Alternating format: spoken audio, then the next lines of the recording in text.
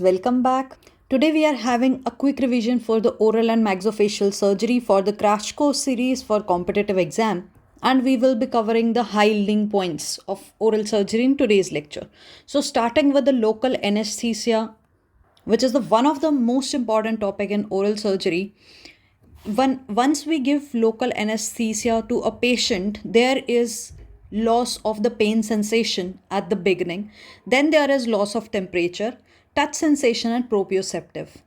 And once the patient start recovering from the local anesthesia, the senses comes first is the proprioceptive, then touch, temperature, and the last one is the pain, which is in the reverse order. So loss of sensation after local anesthetic administration is the first sensation is the pain sensation, and the order can be asked in a question.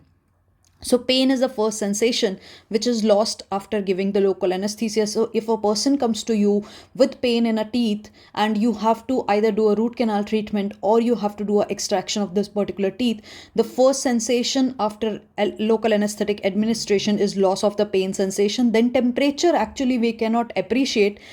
So therefore tactile sensation is something which we ask for the patient. We probe to that particular teeth and we ask that if the patient is having any sensations or not. So that's the sequence of the sensation after local anesthetic administration loss. The most accepted theory for local anesthesia is the specific receptor theory. So the receptors on which the local anesthetic act is the sodium receptors. Then the action of LA, we know that there is no sensation of any impulse after giving local anesthetic to that particular area. That means there will be no threshold. That means there will be no conduction of pain, no conduction of impulse after giving LA. We do not want the patient to feel pain after giving a local anesthesia to a specific receptor, to a specific site. That means after giving local anesthesia to a patient will not have any of these sensations such as pain, temperature, touch and proprioception. So that's the reason you can appreciate that there is decreased depolarization. Depolarization is something which is going to cause pain. And threshold, if this was the threshold earlier, so the threshold is also increased so that the patient will have to give a lot of painful stimulus, then only the patient can feel pain. That means there is increase in the threshold also after giving a local anesthetic agent. Also there is increase in the time of repolarization. That means if again a impulse has to repolarize, then the time or the duration of this repolarization is prolonged after giving the local anesthetic agent. So these are the actions of local anesthesia.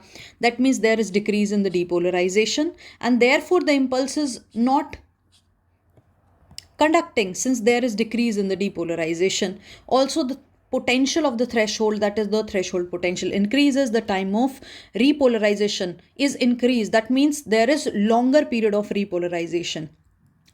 Talking about the main barrier on which the local anesthetic act in the nerve is diffusion in the perineurium. So that can be again asked as a question, that the main barrier for the diffusion of a local anesthetic in the nerve is the perineurium in the nerve.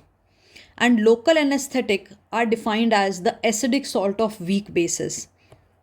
Since these local anesthetics are acidic salts of weak bases, therefore in case if a patient is having abscess or pus, there is going to be decreased pH, and increase in the pKa decreases the pH, and therefore the onset of the action is slow in case of abscess, and that's the reason the LA won't work in abscess. We have two kinds of anesthesia: ester based local anesthetic agent or amide based local anesthetic agent. And if you see the difference between both of them, the ester and the amide is, amide contains I. So everything will have I in that. That means the local anesthetic agent will have double I. One is in the cane and another one is before cane. So if you see examples such as mepivacaine, there is one more I except cane. And you will see like lidocaine, prelocaine, arterycaine. So all these contains double I's, one in the cane and one is before the cane. So that's how you can differentiate between amide and the ester linked. Also, these amide linked are metabolized in the liver, and liver also contain I. If we talk about the ester linked local anesthetic agent, so these are the agents which contain single I in the cane. Another thing is that they are hydrolyzed by the plasma cholinesterase. Also, E4 you can remember ester, and E4 you can remember the allergy. Allergy starts from A, but this is a quick way to remember it, that you can remember that these are the LA local anesthetic which most commonly causes allergy. And if they are asking about a patient is having allergy to both amide and ester linked, in fact we have studied that ester linked are the most commonly associated with the allergic reaction. Though if a patient is having allergy to both amide as well as ester linked, then we have to give diphenhydramine to that particular patient to do the dental treatment. Cross sensitivity between the amide and the ester linked is due to the methyl parabene present in the composition of local anesthetic. So the local anesthetic composition, one of the composition is methyl parabene, and you can remember it bane word. So bane is responsible for, or you can say ban is responsible for any allergic reaction. So you can remember that the cross sensitivity or allergic reaction to any amide or ester is due to the methyl parabene present in the local anesthesia. Also, these local anesthesia are sensitive to C type of fibers, and we know from our knowledge from the video lectures we have covered that A fibers, A type of nerve fibers are very thick and they are myelinated fibers. They contain myelin sheath. So the conduction is very fast through these A delta fibers or A fiber, while on the other hand the C type of nerve fibers are very thin type of nerve fibers, and as compared to the A type contain myelin sheath, while on the other hand C type of fibers are non-myelinated fibers. So LA is sensitive to these C type of fiber, and A delta fibers are responsible for a very quick and rapid pain, while on the other hand these C type of fibers are responsible for chronic pain. Say suppose if anybody has eaten something cold, so that is a quick transient response, that is sensitivity to ice cream, that can be related to A delta fibers. While if we say that pain of a pulpitis, pain of any dental abscess or disease is associated with a chronic, so it is the C delta fibers which are responsible for this kind of pain. And local anesthetic are responsible for, are sensitive to C delta fibers. And the first point in the local anesthesia, if you have remembered, we have covered that the first response to the local anesthetic is the pain response. So the first thing which goes away is the pain. So that is loss of sensation. After giving the local anesthesia is the pain, then temperature, touch and proprioception, and the return of sensation after a patient recovers from local anesthesia. First thing, the patient will start having proprioceptive impulses, then the touch sensation start coming back, then temperature, and the last one is patient will start again having pain, and that's the reason we give the painkillers after any dental treatment. So local anesthesia are vasodilators, and that's the reason we add epinephrine or we add vasoconstrictor to local anesthesia, because what will happen, vasodilation means, remember this was the imagine this is the blood vessel. What happens if you give local anesthesia to any specific area? So local means we are giving anesthesia to specific area. So what happens to the vasculature of that specific area is there is going to be dilation of the blood vessel. So the lumen size of the blood vessel increase. So what that means is, since the size increase, blood will start going slowly and the blood will perforate the local areas. That means the blood will be more permeable to the local areas. So the local areas will get more of the blood supply or more of the local anesthetic, and therefore what happens is, if the blood is going slowly, permeability is more, the effect of local anesthesia will go away very fast. So local anesthesia won't work for a long time. So we have to add a vasoconstrictor or epinephrine to a local anesthesia so that we increase the action, we increase the duration, I must say, of local anesthesia. So in order to increase the duration of action of a local anesthesia, which is a vasodilator, we have to add a vasoconstrictor so that we increase the time period for which the local anesthesia is working. And the amount of vasoconstrictor we add is 0.2 mg for a normal patient, while on the other hand, if the patient is a cardiac patient, we do not want to increase the BP of that cardiac patient. So we have to add very less amount of vasoconstrictor, that is 0.04 mg for a cardiac patient. This is the amount of vasoconstrictor, or we can say the amount of epinephrine we add to local anesthesia. So pKa again can be very important topic, as we see for exam viewpoint. They can ask in true false among the statement, which of the following statement is true or false. As I told you, increased pKa means there is decrease in the pH, and onset of action of the local anesthetic is decreased, such as in case of abscess. But if we say decrease pKa, that means the acid is strong, and we know that local anesthesia are the acidic salt of weak bases. So since they are acidic salts, but of a weak base, so that means the base is weak for a LA, local anesthesia. So decrease in the pKa, that means the acid is strong, and the conversion of ionized to unionized form. See, if this is a cell, and from the blood vessel there is local anesthesia flowing into the blood vessel, we want this local anesthesia to pass the membrane and block the sodium channels, so that there is no conduction of pain or no conduction of any impulse, right? This is what we want for a dental treatment. We want to do a dental treatment, we have to block these receptors so that the patient won't feel pain, and we can nicely do the dental treatment, right? This is what we want. So we want this local anesthesia to go inside, and from inside the local anesthesia will have to block the sodium channel.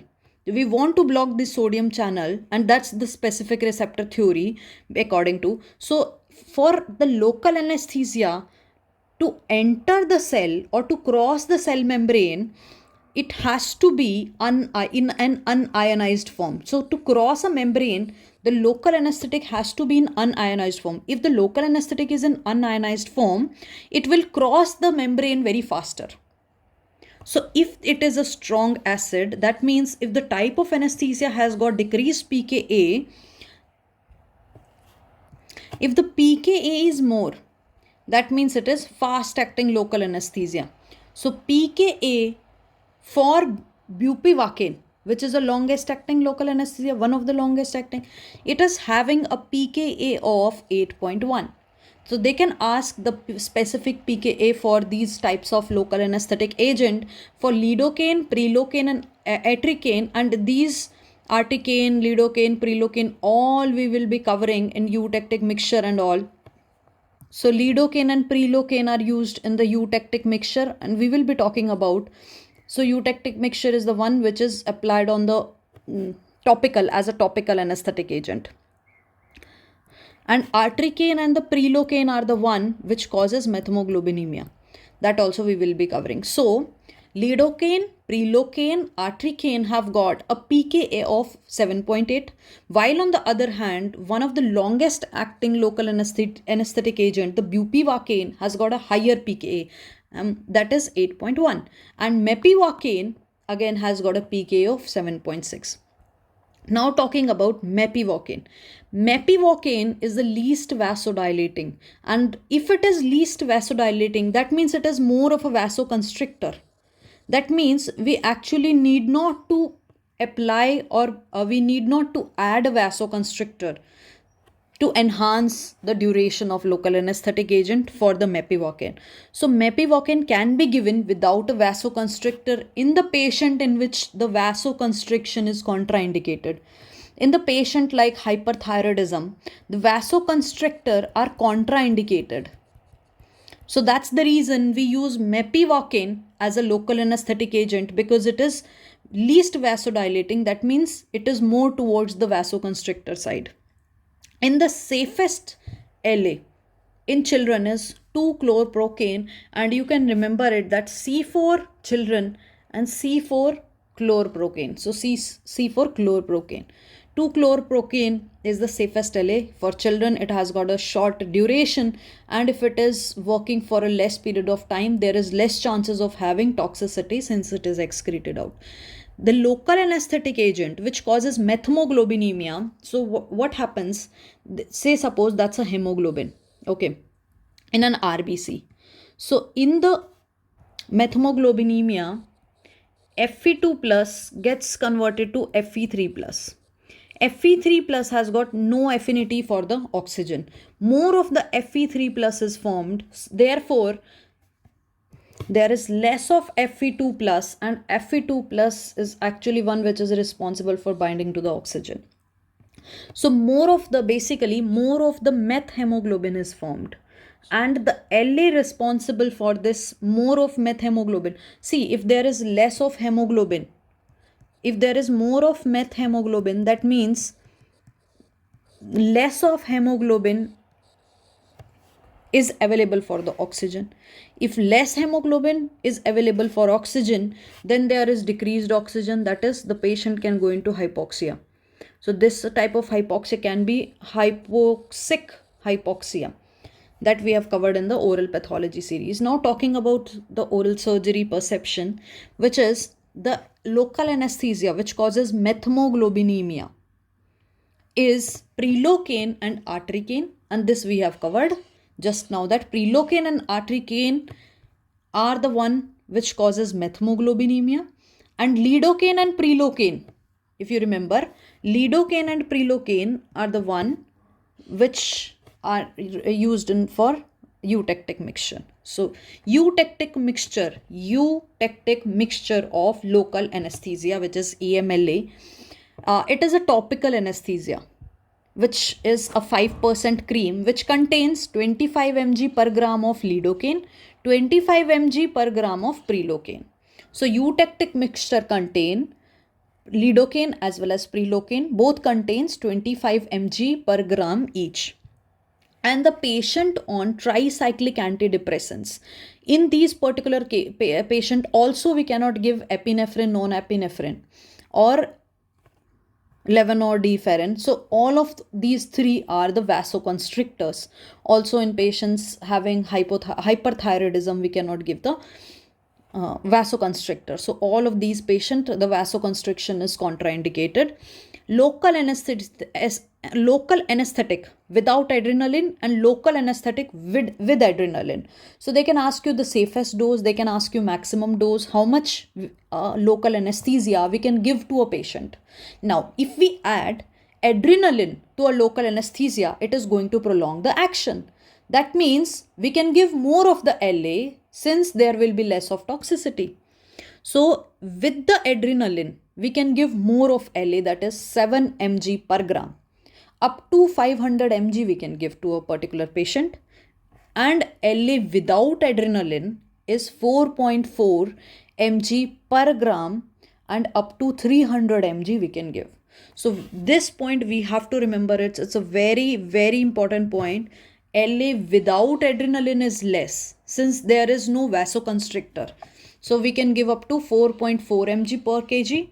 LA with adrenaline, we can give up to 7 mg per kg.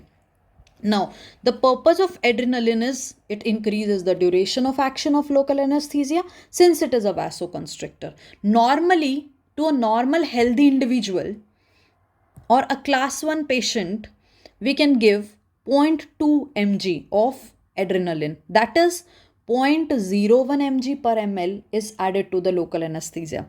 For a cardiac patient, we have to reduce the amount of the vasoconstrictor.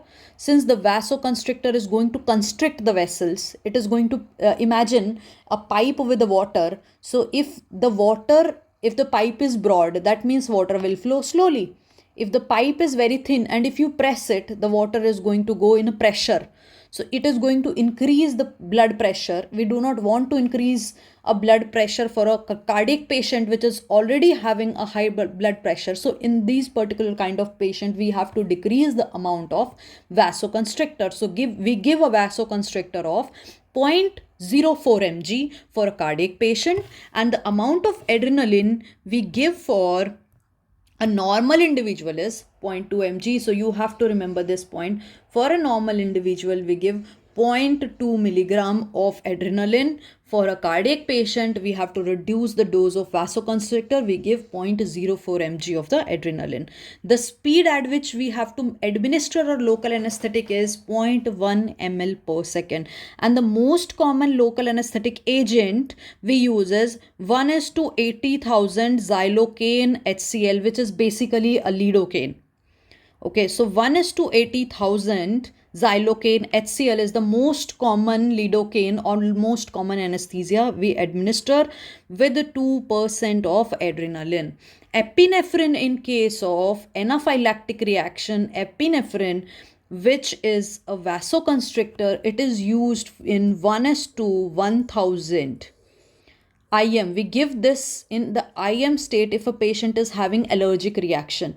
So that's the maximum concentration dose of adrenaline we give, which is we give 0.5 ml. So we take a 0.5 ml syringe. We take the injection, and in that we load only 0.5 mg of the epinephrine, which has got a ratio or concentration of 1:1000, and we administer this intramuscular in case if a patient is having allergic reaction. So again, this can be asked as a question because it is very important. Being a dentist, we should know that if a patient has got any allergic reaction, how are we going to react? How are we going to immediately treat the patient? Because we do not want the patient to go into shock or any cardiac arrest because of allergic reaction. So in case if a patient is having anaphylactic reaction, we have to give intramuscularly 1:1000 of adrenaline, 0.5 mg. The onset of action of local anesthetic is 3 to 5 minutes. That means the local anesthetic will start acting 3 to 5 minutes. So what we do is we administer the local anesthetic and then we start preparing for the next procedure. Meanwhile, the onset, that means the local anesthetic will start acting. One cartridge of the local anesthetic contains 1.8 ml of local anesthesia. So LA, which causes cutaneous vasoconstriction, is the ropivacaine. We have studied the least vasodilating is mepivacaine. So that means it has got the lowest vasodilating property. But if we see a local anesthetic which actually causes constriction rather than vasodilation, so that is ropivacaine. You remember from the word rope. So ropivacaine contains actually vasoconstriction. It is a cutaneous vasoconstrictor, not the vascular. It is just the cutaneous part which act as a vasoconstrictor if we administer the ropivacaine. And now we have studied that methylparabene, which is a component of local anesthesia, it is responsible for cross sensitivity or allergic reaction. The another component of a local anesthetic agent is sodium metabisulfite. The sodium metabisulfite act as a reducing agent or antioxidant, and again that can be asked as a question. Each of the points which we are covering in this particular lecture are very, very important, and any of the point can be asked as a question. So guys, keep revising each and every point. And before inserting the syringe inside the oral cavity, we apply topical anesthesia so that, especially in a child, so that they are not scared of this painful injection. We apply the topical anesthesia, and the agent which we use for topical anesthesia is either lidocaine or tetracaine. 5 to 10% of the lidocaine and 1 to 2% of the tetracaine are the one we use for topical anesthesia. And if you want to go for a daycare surgery, then we use the general anesthetic agent, which is propofol. Intrapulpal injection are the last resorts. And intraligamentary injection is what we use for in the PDL for in case of hemophilia patient. So intrapulpal means you are if the local anesthesia is not working, so we have to give, say suppose you are doing a root canal treatment, and if during the root canal treatment any of the local anesthesia is not working, so ultimately you give a local anesthetic agent in the pulp. So that is the last resort for the local anesthesia. Now, in case of hemophilia patient, now sometimes they can trick you in such a questions. There is increase in the CT or clotting time, as well as increase in the APTT. And as we know from our pathology or the medicine knowledge, we have two pathways. One is the intrinsic pathway, another one is the extrinsic pathway. So the intrinsic pathway, we have complementary system like first we have 12, 11, 9 and 8. Then we have 10 and 4 and 5 in between, right? For extrinsic pathway, we have 3, 7. And then we have common pathway, which is the 10 again. 10, 4 and 5 are the one which are in the common pathway. Extrinsic we have 3, 7, 10, 4, 5. Intrinsic pathway we have 12, 10, 9, 8. And if you remember, if we do a test to check for intrinsic pathway, we do the test APTT. So remember, longer one for intrinsic and PT, prothrombin we give for extrinsic. So increase in the prothrombin time if there is defect in the extrinsic pathway, increase in the APTT if there is a defect in the intrinsic pathway. So in case of hemophilia, we see the APTT increase. That means there is going to be defect in the intrinsic pathway. So all the factors are 8, 9, 11, 12. And we have also for intrinsic pathway the complement for the common pathway 4, 5 and 10. So in hemophilia patient, clotting time is increased. Sometimes they confuse you with the bleeding time. You have to remember, in hemophilia patient, the bleeding time for hemophilia patient is quite normal. If we have to check body temperature for an individual, the best way to check a body temperature, or we can say the core temperature, is via the rectal. We place the thermometer in the rectum, yes, and then we check the temperature, and it accurately tell you the core temperature of the body. Then the pain pathway is modulated by the substantia gelatinosa. The local anesthetic agent depresses the myocardium. So it is going to depress the heart, and therefore it can be used as antiarrhythmic drugs. If there is a blood loss, again this can be asked, if there is a blood loss for emergency conditions due to hemorrhage or any surgery or trauma also causes a lot of blood loss, then 1 liter of blood loss we are going to treat with. Now there is old edition and there is treatment according to the new ATLS 10th edition. So if there is a blood loss, for 1 liter of the blood loss, we administer 1 to 3 liter of warm isotonic crystalloid, and we know the crystalloid is our ringer lactate solution. So warm isotonic crystalloid is according to the old edition, and if you find the choices from the new edition, then you have to tick mark the new choices, which is according to ATLS 10th edition. If there is blood loss and if we want to treat the patient for 1 liter of the loss, we administer 1 liter of the warm isotonic crystalloid for adults. Along with that, we give 10 to 20 ml per kg of packed cell, which is we administer at the first. Then we also administer 10 to 20 ml per kg of plasma, fresh frozen plasma, and 10 to 20 ml per kg of the platelet in 1:1:1 concentration. So all three we give in equal concentration. Along with that, 1 liter of warm isotonic crystalloid, and the crystalloid is the ringer lactate solution for the 1 liter of the blood loss. In case of child, for 1 liter of blood loss, we administer 20 ml per kg of warm crystalloid, isotonic crystalloid, if the child is up to 40 kgs. Along with that, we give again 10 to 20 ml per kg of the packed cells, which we administer at the first. Then 10 to 20 ml per kg of plasma, fresh frozen, and 10 to 20 ml per kg of the platelets in 1:1:1 concentration.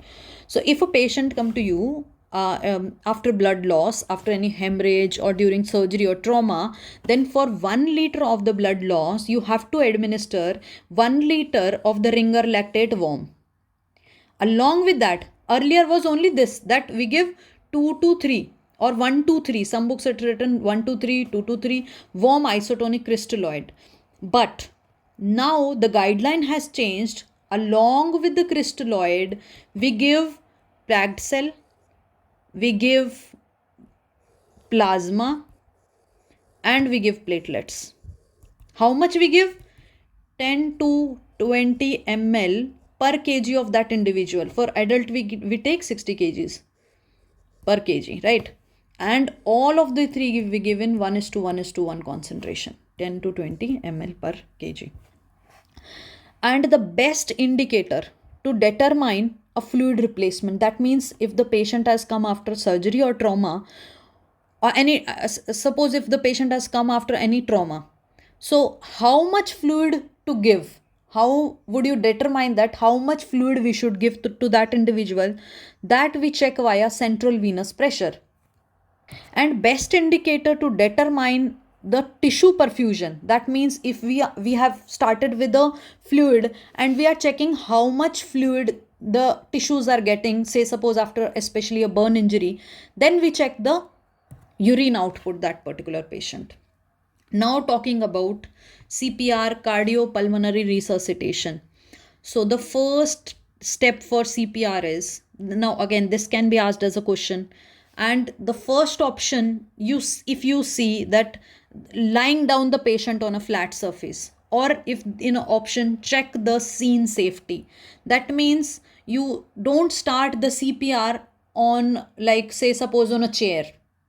You have to make sure that the patient lies down on a flat surface. So the first thing you do is, if the patient say suppose is unconscious on a chair or on any surface or on elevator, anywhere, so first thing you have to do is check the scene safety. That means you have to lie down the patient on a flat surface. Then you tap the shoulder of the patient and you check for responsiveness, if the patient is responding or if the patient is not responding, the patient is conscious or unconscious. Then you start call the help, because once you start the CPR, you should have people to continue the CPR or to assist you with that. Then you check the pulse. We check especially the carotid pulse. You check the pulse for 10 seconds. Check if the patient is breathing or not. Say suppose if the patient is having any obstruction in the pathway, in the like say airway. So you don't start the CPR if the patient is having if the patient is unconscious because of any obstruction in the airway. So we have to check for the breathing also. Then you start giving the CPR. You have to give CPR for 2 minutes. And the chest compression, we have two things, the compression as well as ventilation. That means first of all you have to start pumping the heart, and other thing is you have to give the, because sometimes the airway can be compromised because of the condition. So what you have to do is you have to compress the heart as well as you have to give the airway to the patient also. So two things, one is compression, another one is ventilation. You give 30 compressions. That means you are going to compress, first of all you have to check for the 1/3 of the sternum. You have to place your hands on the lower 1/3 of the sternum and you start the chest compression. Now the chest compression should be 100 to 120 compressions per minute. That is based on the latest guidelines. Everything on the CPR is again on the latest guidelines, so you have to follow this guideline only. So talking about the chest compression is 100 to 120 compressions per minute. So in a minute you have to compress the chest of the person or individual or the patient is 100 to 120 times. Then you have to compress it for 30 times. After compressing the chest for 30 times, you have to give ventilation either in a bag or you have to give mouth to mouth breathing 2 times. So either the rescuer is 1 or the rescuer is 2. If you have 2 people, like if you are the only person who is giving CPR, or you have another person accompanying or helping you out for CPR, Anyhow, for an adult patient, you have to give 30 compression and then you have to give 2 ventilation to that particular individual. So the ratio of the CPR, that is again frequently asked. For adult patient, it is 30 to 20 compression is to ventilation. Either the rescuer is 1 or the rescuer is 2. Then they can even ask you if the ribs are fractured during the CPR procedure. What do you do?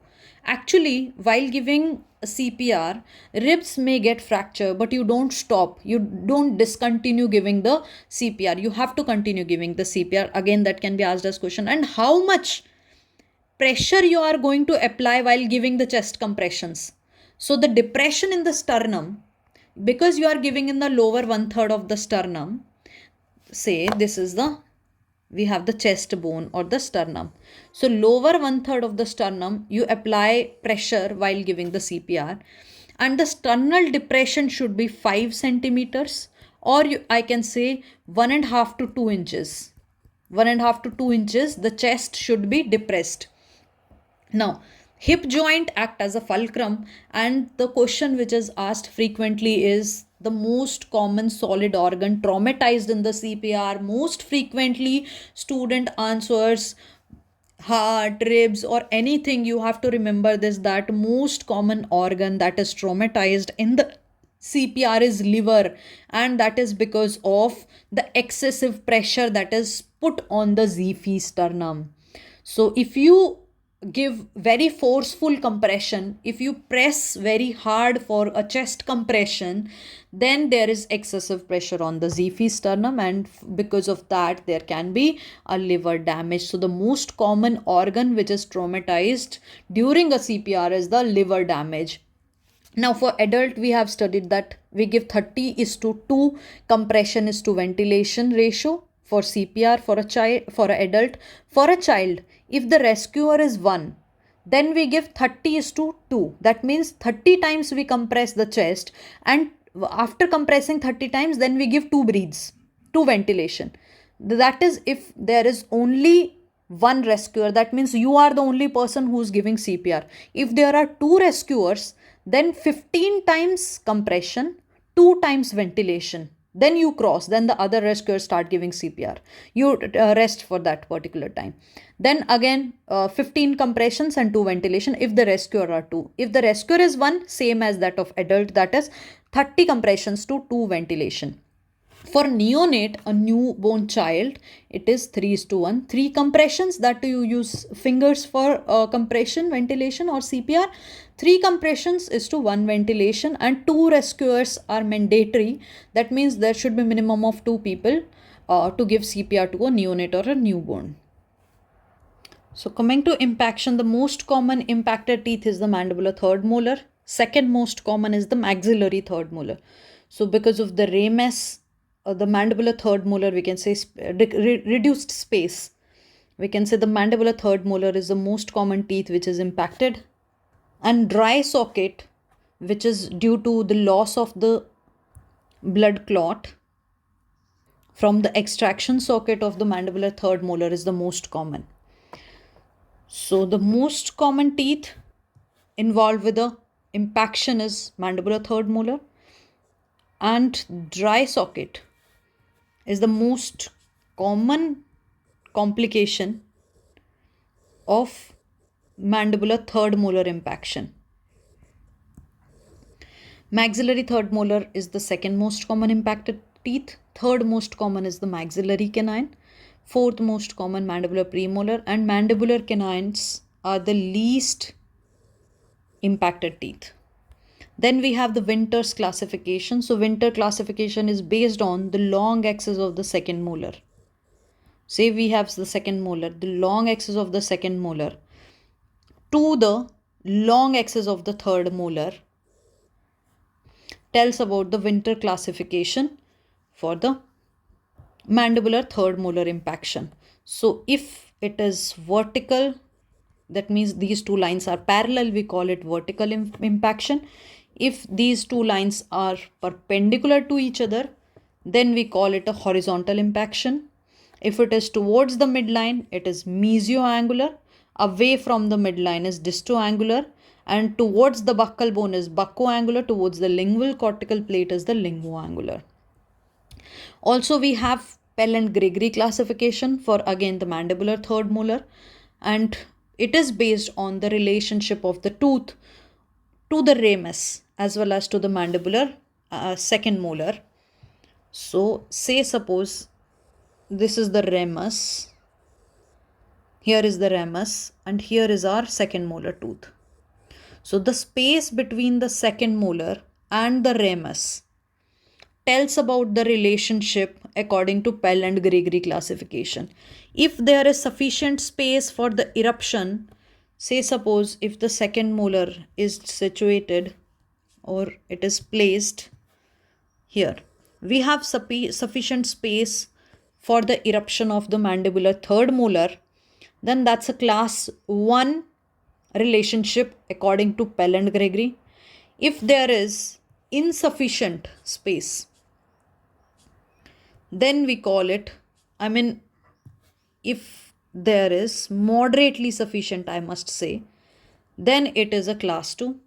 And if there is insufficient, then that means if the second molar is very close to ramus, then we have got the third class for according to Pell and Gregory.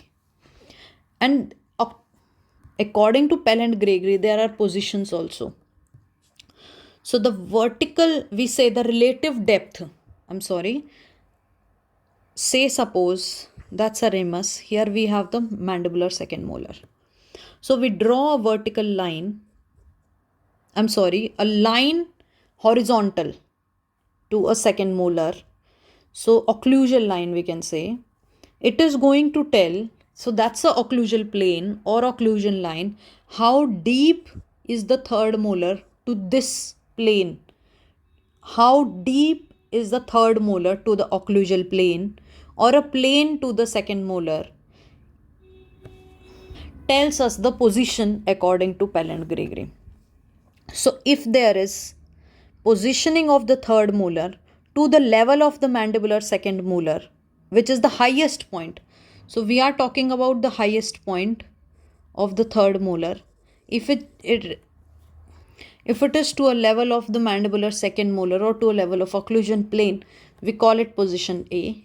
If it is below the occlusal plane but above the bone, so we call it a level 2 or position 2. If it is below the bone,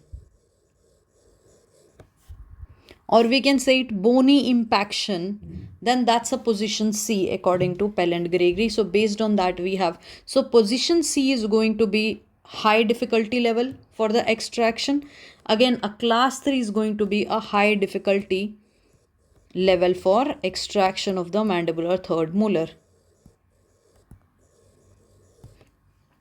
And we have Whorf assessment, that is the Winter classification, height, angulation, root shape, follicle and exit.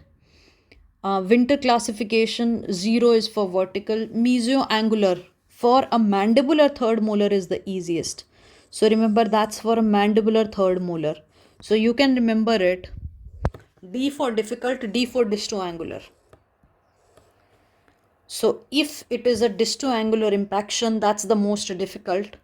The mesioangular is the most easiest to extract if we are talking about a mandibular third molar extraction. While on the other hand, it reverses for maxillary third molar. So for a mandibular third molar impaction, distoangular is the most difficult impaction. Second most difficult is when the impaction is horizontal. So like this, if the impaction is horizontal, then that's the second most difficult. Easiest for us to extract is the mesioangular extraction. So based on the height, angulation, root shape, follicle, path of exit, all of these you can study from the link in the description box below if you want the notes of this particular crash course, or also you can check out our website www.xtooth.com. So talking about Whorf lines, which is again very important topic, based on the exact position, and it tells the exact position and the depth of the tooth, and therefore it determines the difficulty level for any impacted tooth. So war line represent 3 lines. These all are imaginary lines. The W stands for white, A stands for amber, which is again all of these are colors. R stands for red.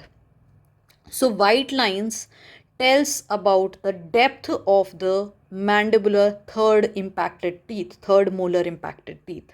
So we draw occlusal plane or we draw a line to the second molar. How deep is the third molar to the second molar is the white line, as you can see in the diagram. Second line is the amber line. So amber, which is a sindoor color. So amber line, again a color, it indicates the extent of bone that has to be removed. Say suppose if this is a class 3 impaction, or I can say the position C. If it's a position C, if you can see this position C is basically a bony impaction. And if we are talking about a bony impaction, then we have to remove the bone that covers the impacted teeth. So we have to remove the bone before we reach to the tooth. The amount of bone which we have to remove is the extent of bone which is basically determined by the amber line. So the bone covering the impacted teeth, or the amber line indicates the extent of bone that has to be removed for impaction of a mandibular third molar. Red line is a line which is drawn perpendicular to the amber line, and this red line also determines the point of application. That means the point at which you have to apply the elevator. So the point at which you have to apply the elevator in order to remove the third mandibular molar which is impacted is the red line. The point at which you are going to apply the elevator. So point of application of elevator which is perpendicular to the amber line is our red line. If the mandibular third molar is lingually impacted, then we have to go for a lingual split bone technique. We have to split the lingual bone. And the procedure for a third molar impaction is for a mandibular third molar. First, we have to give L-shape incision, which is known as a ward incision. Again, very important point. The ward incision, it should be buccally as we go more posteriorly, because say suppose that's from occlusal view, this is our second molar. Here we have some part of the third molar which is visible. So when we are going towards the buccal area, we have to give this incision towards the buccally. So it has to be more buccally rather than lingually, because we have lingual nerve which is located lingually and we can damage that lingual nerve. So in order to prevent damage to the lingual nerve, the posterior incision of this ward incision should be placed more buccally. Then we remove the buccal bone. So we have to start removing this buccal bone to the impacted third molar, and that is known as a buccal guttering. So we have to make a valley while removing this buccal bone. Then we start sectioning the tooth. We have to break the tooth into parts. Say I am sectioning this tooth, or we are sectioning this tooth, and then we can individually remove these parts so that it's easier to remove the impacted third molar. So that's how we do this impacted third molar extraction, or the procedure is first we give the ward incision, L-shape incision, buccal guttering and the tooth sectioning. The most common complication of a mandibular third molar impaction is the dry socket, which is because of the loss of the blood clot, and this painful response after a mandibular third molar extraction starts from the third day after extraction, and which is because of the Treponema denticola. Then again, this can be asked as a question that the bacteria involved for dry socket is Treponema denticola. Maxillary third molar extraction is opposite to the mandibular third molar extraction, because what we have studied in the mandibular third molar extraction is the distoangular impaction, which starts from D, is the difficult for mandibular third molar. If you see the maxillary third molar impaction, the distoangular is the easiest, and that's the reason I say it's opposite. Distoangular impaction is the easiest but most commonly displaced into the maxillary sinus. So if the third molar maxillary is distoangular, then there are high chances that it can be displaced into the maxillary sinus. We know that palatal root of the maxillary first molar is again situated more close to the sinus. So that's again can be asked as a question. So longest root, the palatal root of a maxillary first molar, is again more closest to the sinus. So if you are removing this maxillary first molar also, you should not place the forceps more apically, because there can be penetration of the palatal root into the sinus. So talking about the maxillary third molar back again, mesioangular is the most difficult, which is again opposite of the mandibular third molar. Because in the mandibular third molar, mesioangular is the easiest. Vertical maxillary impaction is the most common maxillary third molar impaction. The first direction of application of a forceps is in the apical direction. So if you are applying a forceps, you have to apply the forceps first in the apical direction. And if you are using a straight elevator, which is the most common elevator. So if you are using a straight elevator is the most common elevator we use. The fulcrum for this straight elevator is in the interdental bone.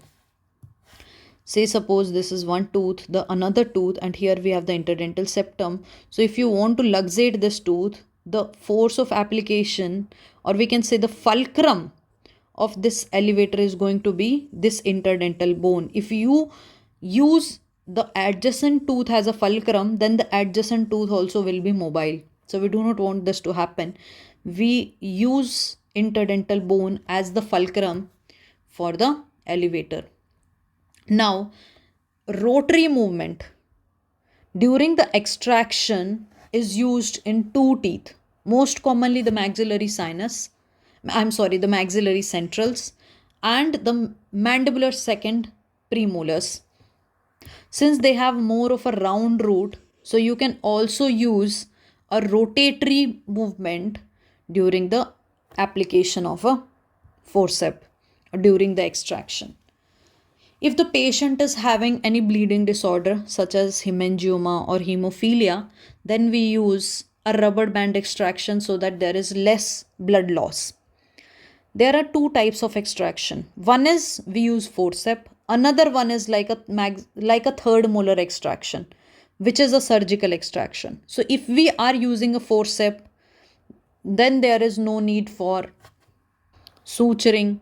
So that's a closed extraction, or we can say the intra-alveolar extraction or the forceps extraction, which is a non-surgical extraction. While on the other hand, if we see extraction like impacted teeth, then we have a surgical extraction, which is also known as transalveolar extraction or open extraction. So there are two such kinds like postage stamp and odontoectomy. Odontectomy is a word which is used for complete removal. Always remember, if it is used in dentistry, and odonto words means teeth. If you have to extract all of the teeth for any individual, say suppose you want to give an immediate denture to a patient and you have to extract all the teeth of an individual, how are we going to extract it? What's the sequence of extraction if you are going for a full mouth extraction? We start from maxilla and we start from the most posterior segment.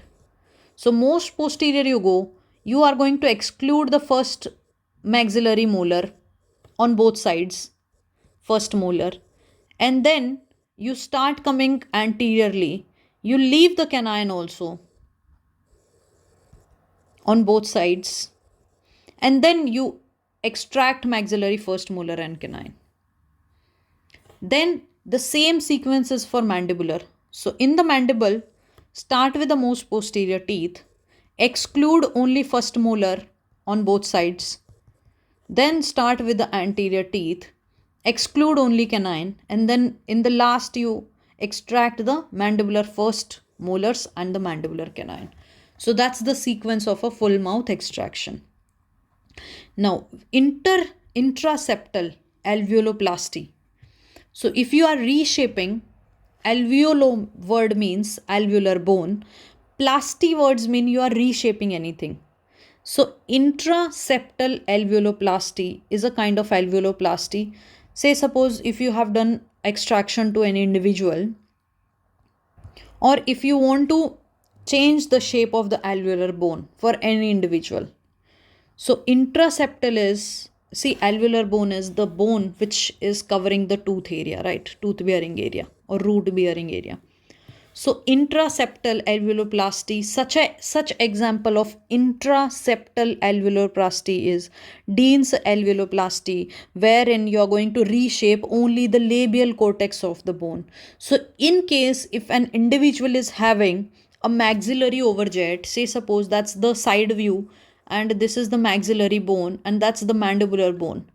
So here the individual earlier was having like this, a maxillary central, like that the individual was having teeth. So that is more overjet. As you can see, the individual was having skeletal overjet.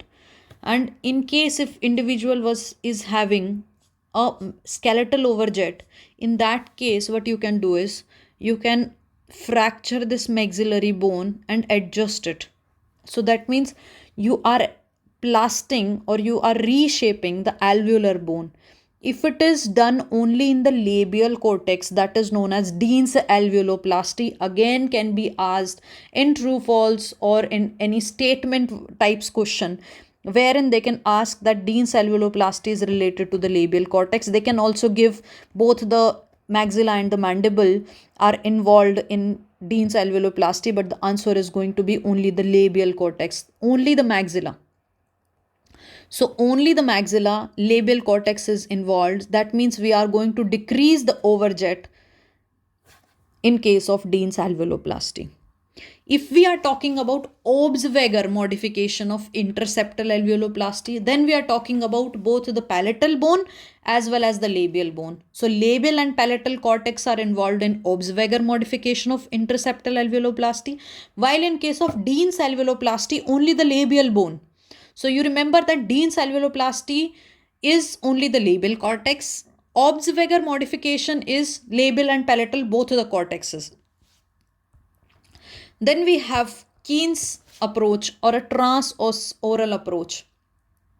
In case of a zygomatic arch fracture, you have to assess the zygomatic arch.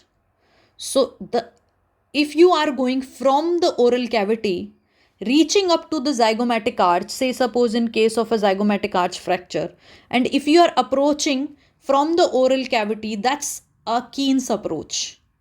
And then you put the Monge's elevator to displace the fracture segment. So it's a pointed curved elevator. So all the image based question we will be covering in a separate video.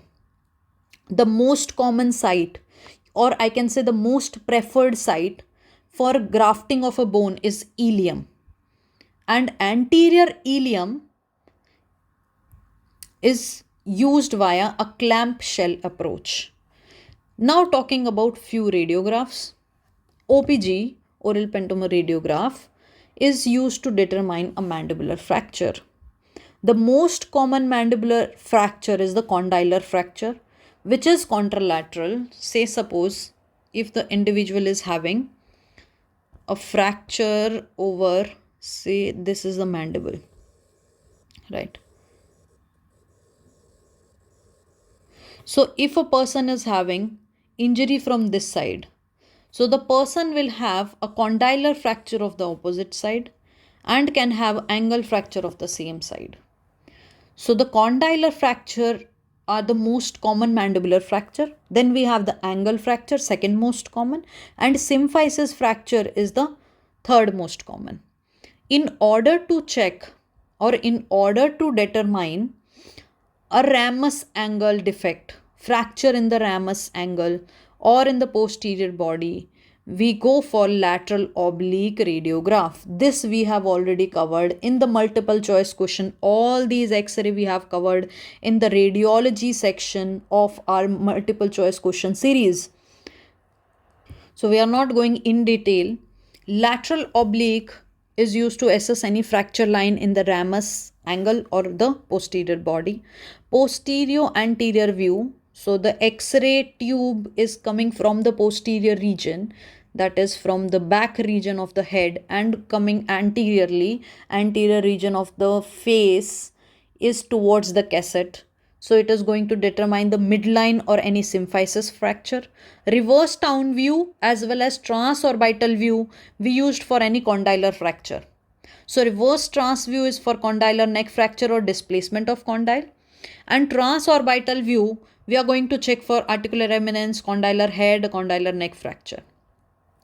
Carnoy solution is a solution which is used as fixative. So if you are doing a biopsy, immediately you take a section, you have to fix it in a fixative, and the fixative is the Carnoy solution. Now in the mandibular nerve block, there are two techniques we can say, echinosis technique and Go-Gates technique. Echinosis technique, and echinosis you can remember from closed. So actually the closed is from C, but for remembering purpose you can remember for K. Closed mouth technique is the echinosis technique, and Go we have O. So you can remember from the open mouth technique. So if you are administering a mandibular nerve block and the patient has opened the mouth, then we are administering via the Go-Gates technique. If a patient is having trismus, difficulty in mouth opening, if a patient is having OSMF, these kind of question can be asked. Nowadays they don't ask straightforward question. So if a patient is unable to open the mouth, then we go for a closed mouth technique, which is the echinosis technique, to give a mandibular nerve block. Talking about few important points for wound healing. The golden period to treat an open wound is 4 hours. Except for the face, which is 6 hours. Again, primary closure for incised wound. So if you have done an incision, you have to wind up your surgery in 6 hours. So primary closure is done for within the 6 hours. Again, the primary closure is the one in which you are suturing. Secondary is you are letting it open and healing on its own. So also after a secondary wound healing, you see contracture, right? Now talking about the sutured wound and in a sutured wound. So after you have sutured incision, after you have put suturing, then the epithelialization of that wound will occur within 2 days or in 2 days. Maximum collagen formation for a wound occur between 17 to 21 days. So you can remember it, 21 days equivalent to 3 weeks. Tensile, again this can be asked as a question for general surgery as well as oral surgery. Tensile strength of a wound reaches to normal. It never reaches to normal. So the tissues which are injured, they achieve the tensile strength as previously before the wound. It never occurs. The strength of the tissue never reaches to normal. There is always some loss of tensile strength after there is injury to a particular area. Vitamin which is going to inhibit the wound healing is vitamin E. So you can remember inhibit E. Collagen, which is most importantly involved for wound healing. Now guys, remember that initial at least 2 to 3 weeks I can say, at least for few days. Remember that for few days there is first formation of type 3 collagen. Then this type 3 collagen, as the wounds start maturing, gets converted to type 1 collagen. So initial few days of wound healing, if you take a histological section, you will see more of type 3 collagen. Then we talk about in a symphysis fracture. Symphysis is the midline region of the mandible, because we have the lingual vein in the lingual area of the midline or the symphysis region. So there is rupture of the dorsal lingual vein if there is fracture in the midline or symphysis region, and this rupture of the dorsal lingual vein is known as the Coleman sign. Now talking about the temperature of the autoclave, 121 degrees Celsius, then we have 15 lbs pressure for 15 minutes. Now according to the recent guidelines it's 45 minutes. And 134 degrees Celsius, if we are using the temperature, then we use the 30 lbs pressure and only for 3 minutes we autoclave it. Oroentral fistula closure, which is the sinus opening. So if there is a communication in the sinus, again the most commonly involved is while we are extracting a maxillary first molar, the palatal root of the maxillary first molar, guys, which is the closest to the maxillary sinus. Say suppose that's a lining or floor of the maxillary sinus, and here we have a maxillary first molar. The maxillary first molar, if you see, we have two roots. The third root, which is the palatal root of the maxillary first molar, actually lies in close proximity to the sinus. So that's the reason while we are extracting a maxillary first molar, we have to be very careful, since the palatal root can invade or perforate into the sinus. And if there is a perforation into the sinus, say suppose that's a communication which is because of the extraction of this maxillary first molar. So that's a oroentral communication. That means whatever is in the antrum. Antrum means we are talking about maxillary sinus. Whatever is in the sinus, which is basically the air space, will start coming into the oral cavity. So if it is up to 2 millimeters, we are going to leave it on its own. Say suppose if the communication is like between 5 to 10 millimeters, if it is this much wide, then we have to cover it with a flap. And we can use these two kinds of flap, a Berger flap or Reherman buccal advancement flap. If again, they can ask you a question like this: if a person has inhaled anything, a foreign object, then that is going into the right bronchus. So that also you have to remember it. Now the different type of hemorrhage. Primary hemorrhage is when during a surgery, patient has undergone a hemorrhage, that is a primary hemorrhage, that is during the surgery. Intermediate or reactionary hemorrhages due to the slippage of ligature, as well as if there is increase in the blood pressure. That means within 24 hours or within a day of surgery, that is within a day post-operatively after surgery, if the hemorrhage occurs, that is known as intermediate or reactionary hemorrhage. Secondary hemorrhages, when the hemorrhage occurs after 1 to 2 weeks after a surgery. So 7 to 15 days post-operatively, which is because of the breakdown of the clot, and on the top of that we have infection. So that is a secondary hemorrhage. Then we have the maxillary first premolar, and it has got two roots, and because of the shape of the root, the maxillary first molar is the tooth which gets fractured most commonly during the extraction. So if you are extracting a tooth, then the tooth which get fractures most commonly during the extraction is the maxillary first premolar because of the anatomy of the root. As I've told you, palatal root, which is the longest root of the maxillary first molar, is close to the sinus. So the tooth which is closest to the sinus is the palatal root of the maxillary first molar. Then we have to go towards the premolars. So first molar, then second premolar, then first premolar. And then we have the molar which is left, which is the maxillary second molar. So we go for the sequence again. The root which is closest to the maxillary sinus is the palatal root. Of which teeth? Of the maxillary first molar, because that's the longest root. It is closest to the sinus. Then we start towards the premolar region. So after a maxillary first molar, if we go mesially, we have the second premolar, which is the second most common tooth closest to the sinus. Then we have the first premolar, the third most common teeth which is closest to the sinus. Then we have the molar which is left. That's the second molar maxillary. Now, a normal prothrombin time is 10 to 14 seconds. You have to remember this, up to 21 seconds. A prothrombin time of up to 1.5 times of the normal. That is up to 21 seconds. You can do a surgical procedure. But if the prothrombin time is longer than 21 seconds, then you cannot do any surgical procedure. So prothrombin time is like 1.5. So they can ask you, like, if the prothrombin time is up to 1.5 times the normal, so up to 1.5 times you can do the surgery. More than 1.5 times the normal prothrombin time, such as in anticoagulant therapy, if the patient is having a warfarin therapy, say suppose if a patient is a atherosclerotic patient, so we do not want the blood to coagulate and forms fibrins in the blood vessels. We do not want the blood to coagulate, right?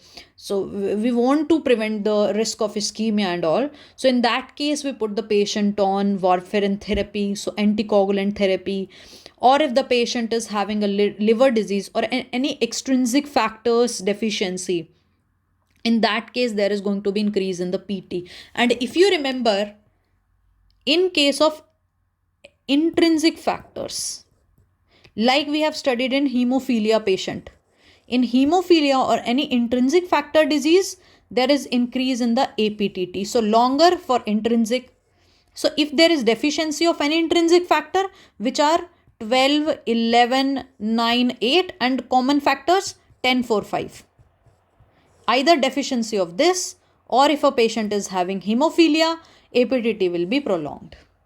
And for PT, it's the opposite, which is the other way, which are the extrinsic pathway.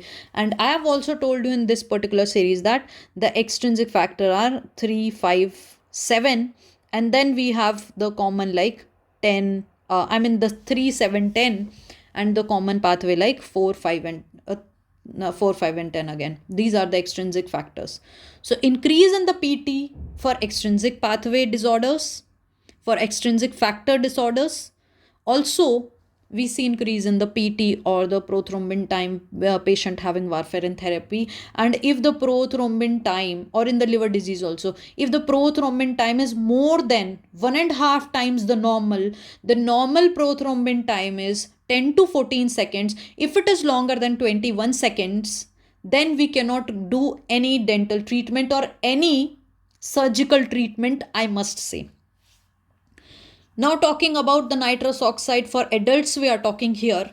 So 70% most commonly nitrous oxide. For children, we use less percentage of nitrous oxide. Then 25 to 30% oxygen and 0.2 to 2% of the gases. And immediately you stop the nitrous oxide sedation. You have to give patient 100% oxygen for 3 to 5 minutes. You have to remember that. So oroantral communication, which is opening in the maxillary sinus, that is due to the palatal root fracture of the maxillary first molar during extraction, which we have already covered. So maxillary sinusitis, if you want to see in a radiograph, you have to see for the Waters view. In fact, Waters view is used for any of the sinus view. If there is a question, if it is asking about any of the sinus view in a radiograph, then we go for Waters view. And if it is asking for condylar neck fracture or condylar fracture, then we have to go for transorbital. This we have already covered, or the reverse Tom's projection. So reverse Tom's or transorbital for condylar neck or condylar fracture. For sinus, it is the Waters view or occipitomental view 15 degrees. All these view, if you want to study, you can check out the oral radiology MCQ series. So we have multiple choice or practice questions in oral radiology. In that series, we have already covered all of these radiographs in detail. Now talking about the other point, which is the Waldron's technique. Waldron technique is marsupialization followed by enucleation. Now guys, what happens? Enucleation is, say suppose in a cyst, if you want to remove, say suppose odontogenic cyst, that means cyst is associated with the tooth. So if you want to remove whole of the lining of the cyst, that means you want to remove whole of the cyst as it is. You want to remove this whole of the cyst as it is. Completely removal of the cyst without disrupting the lining of the cyst. So that is known as enucleation. That means removing it as it is. Marsupialization is when you break the cyst and remove the content and you keep it open. So that's marsupialization. So if the cyst is very large cyst, then we do marsupialization. Also we do enucleation so that there is no growing back of the cyst in case of recurrent cyst like a large OKC. So in that case we have to do marsupialization along with enucleation so that we are not leaving the lining of the cyst so that there is no reoccurrence. So this particular technique is known as Waldron's technique. Now if there is a large ranula, then we treat it via marsupialization. If there is recurrent ranula, then the sublingual excision we do. Sublingual gland we excise. Now talking about some spaces. So in order to understand the spaces, you must know the anatomy. So here is our mandible. This is the mandible. And here is our hamular notch of the maxillary. And this is if you can see, this is the zygomatic bone. So if you see the zygomatic arch, then we have the temporal region. And here, from the zygomatic arch to the mandible is the masseter, which is on the outer aspect. And from inner aspect of the mandible, we have the medial pterygoid. So if you remember the masseter muscle anatomy, the origin of the masseter muscle is from the inner aspect of the zygomatic arch and towards the base of the mandible. And if you see the medial pterygoid, you can see the medial pterygoid muscle originates from the pterygoid plate and inserting into the inner aspect of the mandible. Also, you can see the lateral pterygoid muscle again originating from the pterygoid plate and inserting into the condyle. So if you can see neck of the condyle. Also, you can appreciate the temporalis muscle. So from the temporal fascia inserting into the mandible. So if you see, there is space which is present in between these areas. And as the name suggests, superficial temporal space is going to be present in the temporal region. It is the space which is present below the temporal fascia. So that's the superficial temporal space. Deep temporal space is present deep to the temporalis muscle.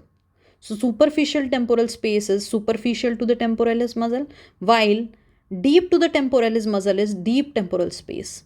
And if you can see, we also have infratemporal space. Now, the space between lateral pterygoid muscle and the medial pterygoid muscle is the pterygomandibular space, since it is close to the mandible and between these pterygoid muscles. And you can also appreciate deep to the masseter muscle, we have the Magitrix space. So quite easy. So what are the masticatory spaces? We can have a question like all including except. So the masticatory spaces are all these spaces: the superficial temporal space, deep temporal space, infratemporal space. So in a nutshell, temporal space.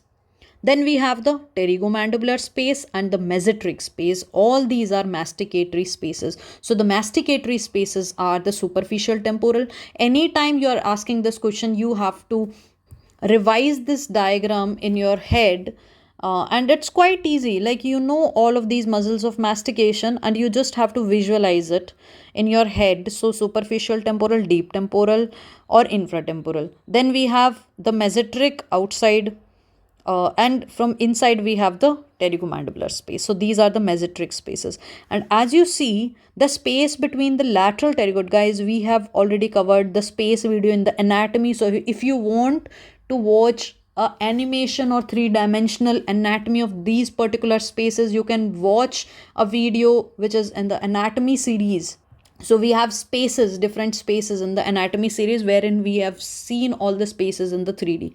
So talking about the space present between the lateral pterygoid and the superior constrict of the pharynx, so that space is known as lateral pharyngeal space, and in this space there is carotid sheath. In the carotid sheath, vagus nerve we have, as well as we have internal carotid artery. So parts of internal carotid artery and the external carotid artery. So basically I can say common carotid artery and internal jugular vein. And we also have the deep cervical lymph nodes in this space. Since we have carotid sheath present in the lateral pharyngeal space. So any infection in the lateral pharyngeal space can be life-threatening. So this carotid sheath is located at the lateral pharyngeal space or at the lateral boundary of the retropharyngeal space. So you can remember behind the lateral pharyngeal space, we have a space which is known as a retropharyngeal space. So behind a lateral space, we have retropharyngeal, and both of these spaces, lateral pharyngeal as well as retropharyngeal, are known as the parapharyngeal spaces. So this is the lateral pharyngeal spaces deep to the sternocleidomastoid muscle. So talking about the lateral pharyngeal space, which infection in the lateral pharyngeal space can be life-threatening, you have to remember this. And behind the lateral pharyngeal space, we have the retropharyngeal space, and both of these spaces are known as parapharyngeal space. If there is a molar infection, that is a third molar infection, or I can say any molar infection, then it can cause a masticatory space infection.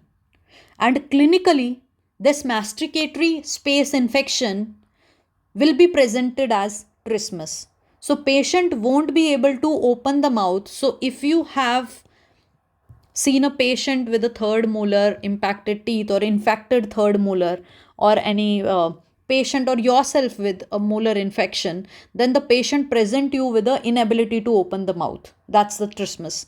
So if there is a third molar infection or any molar infection, then it is associated with the masticatory space infection. And we have already covered what are the spaces which are covered in the masticatory space infection. So we have the temporal spaces, the superficial temporal, deep temporal, infratemporal. Also we have a space which is posterior or behind the masseter muscle, the Magitrix space. Also we have the space between the pharyngeal muscles, lateral pharyngeal and the medial pharyngeal, which is the retropharyngeus. Which is the pterygomandibular space. So talking about the submesenteric infection, any distoangular mandibular third molar impaction, we are talking about distoangular. And if that infection is a pericoronal infection, that means there is a pericoronitis, a flap of soft tissue covering the impacted distoangular mandibular third molar can cause a submesenteric infection. Deep temporal infection is basically present deep to the temporal, as you can see, and if there is a swelling in this particular area, it can be a dumbbell shape. It can be like this, a dumbbell shape. So that's known as a dumbbell shaped or zygomatic arch infection. Then we have the danger space. Danger space is the area which is present between the prevertebral fascia. Say suppose these are the vertebrae, then we have a fascia. This is the alar fascia and the prevertebral fascia here. So space between the prevertebral and the alar fascia is the danger space area, because any infection in this area between the prevertebral and the alar can go into mediastinum, and which can go to heart also. So that is a danger space or danger space, I can say. Danger area, on the other hand, in the anatomy we have studied that this is the area between the medial canthal, nose and upper lip. So this is the danger area of the face that we have studied in the anatomy. So the danger area of the face is different. Danger space is different. Danger space is the space between the prevertebral fascia and the alar fascia. And why it is called danger space? Because any infection in this space can go into mediastinum and go to the heart. Talking about the most common type of angina is the Ludwig angina. So Ludwig angina, there is space infection. And the patient with the Ludwig angina present with cellulitis, lot of swelling below the mandible. So in the submandibular area, sublingual area, these patient will present with lot of swelling. So that is a cellulitis, a huge swelling. And the swelling extends so and so that there is raise of the tongue. Since there is raise of the tongue, the patient won't be able to breathe properly because of the obstruction of the respiration. So that's the reason this Ludwig angina is emergency for a dentist, for the dental surgeon. and we drain infection in the space. So what are the space infection associated with the Ludwig angina? We have submandibular, sublingual, submental space. All the spaces below the mandible we have. So sublingual, submental and submandibular space. This space infection present with a huge swelling. So that's a firm brawny cellulitis, and we have edema of the floor of the mouth. So the edema is the woody edema of the floor, edema of the glottis, and the tongue is raised above the palate. So that's the Ludwig angina. So we give the incision and drainage, Hilton's incision. Talking about hyperbaric oxygen therapy. This therapy is given for the patient with osteoradionecrosis. That also we will be covering. Osteoradionecrosis. So necrosis of the bone, osteo means bone, necrosis means dead bone. Because of the radiation therapy, radio word, as the name suggests, osteo means bone, radio means radiation therapy, necrosis means death of the bone. Death of the bone occur after the radiation therapy in particular individuals having osteoradionecrosis. And remember this thing that if a patient has undergone radiation therapy, the dental extraction or the tooth extraction is contraindicated. So if you want to extract a tooth, you have to do it before a radiation therapy. If you are extracting a teeth during or immediately after radiation therapy, the patient is going to develop osteoradionecrosis of the jaw. And that's very painful. So all the hopeless teeth, in fact, are extracted before radiation therapy. And if you want to extract, like say after 6 weeks, if you are extracting, say after 10 week or so, after 6 week if you are extracting, I must say, then you give hyperbaric oxygen therapy to these individuals. That is 100% oxygen you are giving at a higher atmosphere. So normal we have 1 atmosphere, but on the other hand, these patients are provided with a higher atmosphere. So oxygen 100% is delivered at 2 to 3 atmospheric pressure, specifically at 2.4 atmospheric pressure for 1.5 hours. That is for 90 minutes. And we give this as the name suggests, hyperbaric means the atmospheric pressure is more than normal. So that is hyperbaric. And we are delivering 100% oxygen. So that is known as the oxygen therapy. We give this oxygen therapy in dives. So we ask the patient to lie down in chambers. So there are these chambers. We ask the patient to lie down for like 90 minutes or so if we are giving this for 90 minutes. So this is one dive. Like that we give 20 to 30 dives preoperatively. Then if the patient is giving good response, then we give only this 20 to 30 dives. If the patient is still not responding, then we give 10 more dives during surgery. And if the patient is responding, then it's great. If not responding, then we give extra 10 dives during the reconstruction plates or resection or any fixation. So one dive is 100% oxygen at 2.4 atmospheric pressure for 90 minutes. That's one dive in hyperbaric oxygen. Like that we give 20 to 30 dives. Now talking about a phrenectomy procedure, if a patient is having a high labial frenum, especially we have a high frenum in the maxilla. So the labial frenum is a frenum between the two maxillary central incisors. And if there is high frenum attachment, we see this midline diastema. You have to remember this thing that if you have to close this midline diastema, in case if a patient is having a high frenum, you have to first do the orthodontic treatment and then you surgically remove this high frenum. So first thing is you do the orthodontic treatment and then you remove the frenum. If you remove the frenum first and then do the orthodontic treatment, it is going to again relapse and cause the midline diastema. So phrenectomy is done via two procedures. Either you can do a VY-plasty or you can do a Z-plasty. So that's a phrenectomy procedure. Now they can again ask you which is a procedure for phrenectomy, which is a plasty for phrenectomy procedure. So you are giving incision in V or Y plasty or in Z incision, Z shape incision. Cryo surgery is done at cold atmospheres. So at a temperature of minus 20 degrees Celsius to minus 180 degrees Celsius for hemangioma patient is the cryosurgery procedure. Now there are two signs. One is Tinel sign, another one is Verrill sign. Tinel sign, if you have studied, that is after a nerve injury, you have to check for a nerve regeneration. So if there is a tingling sensation when there is a nerve regeneration is what we see in case of a Tinel sign. And we know that nerve degeneration, if we see the injury to the nerve, so this say suppose we have a cell body, and if a nerve is injured proximal to the cell body, so if a nerve is injured from here, right, so that is known as proximal to the cell body, is what we call a Wallerian degeneration. So coming back to the again topic, the signs. Tinel sign is when there is a tingling sensation at the start of the nerve regeneration.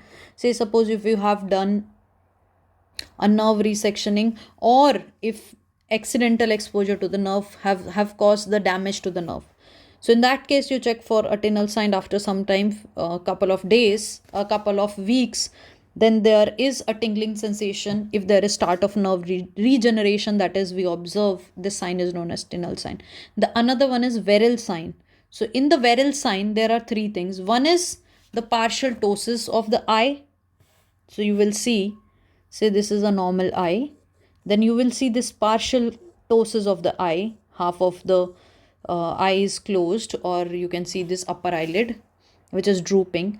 Also see the blurred vision. So you can remember it, since there is partial ptosis or 50% of the ptosis, the patient won't be able to see completely. So there is blurred vision or slurring of the speech. So the patient won't be able to speak in a flow. So there is slurring of the speech. Also slurring of the speech is seen after diazepam sedation. Chromic gut. See, there is one thing is plain gut. Another thing is chromic gut. Plain gut resorb in 70 days.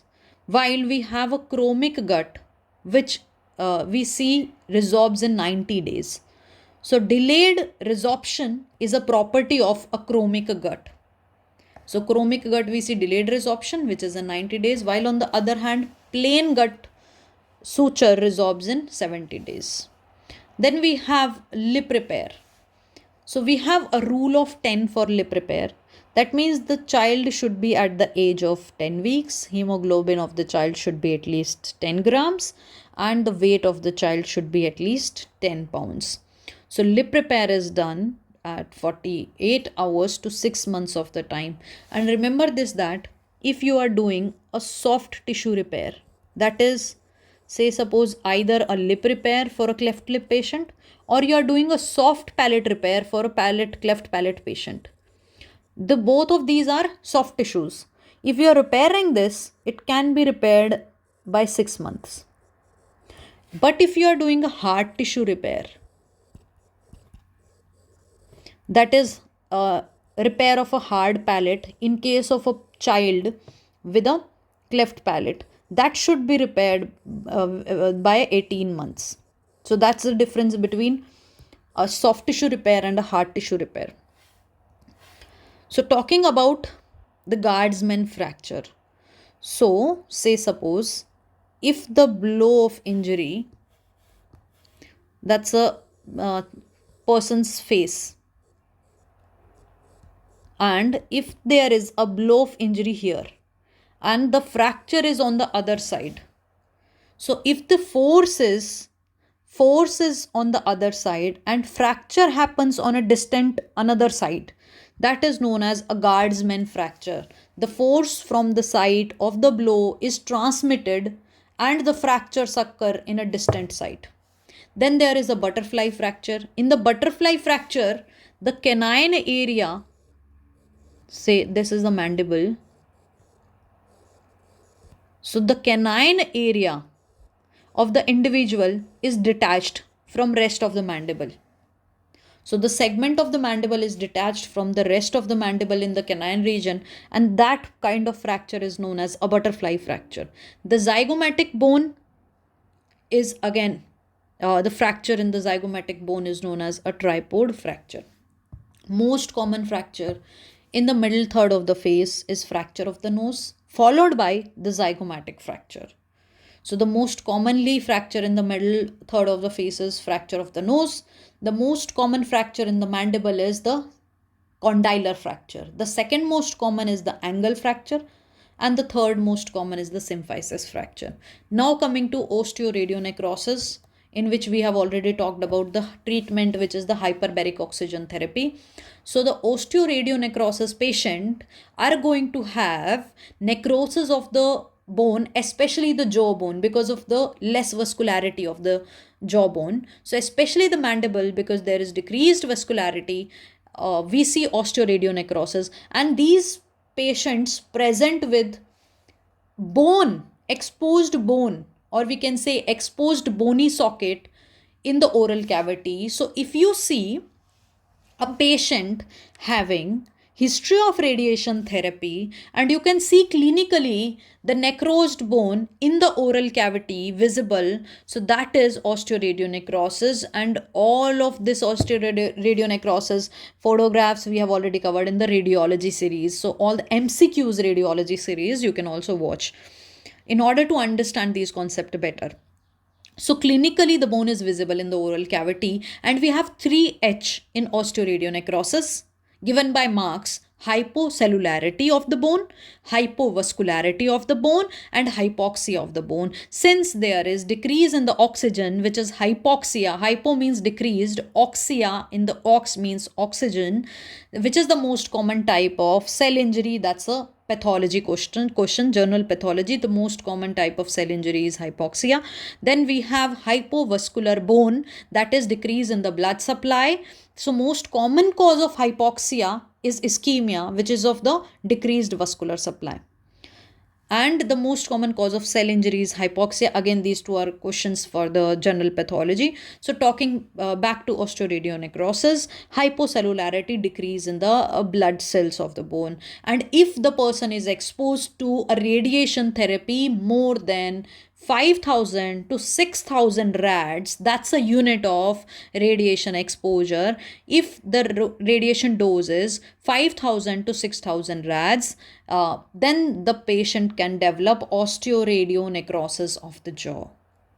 So mandible is most commonly affected because of the decreased vascularity. Already the vascular supply in the mandible is less. On the top of that, if there is decreased hypovascularity, hypocellularity, hypoxia, then the patient is going to develop a radionecrosis of the jaw. Also, the mandible is most commonly involved for osteomyelitis. So remember that most commonly all of the bone infection are associated with Staph aureus. So if you see any of the bone infection, most commonly they are associated with the Staph aureus. So most common organism associated with the osteomyelitis of the jaw is Staph aureus. Second most common organism is Mycobacterium tuberculosis. Then we have the osteomyelitis. Osteo means bone. Myelitis means, myelo word means that the myeloid space. Itis means inflammation. So what happens in the bone, say suppose that's a bone. In the bone we have a bone marrow. So this infection starts from the bone marrow, from the myeloid space. Then this space invades into the cortical plate via the Volkmann canal or the Haversian canal. So these are canals in the bone.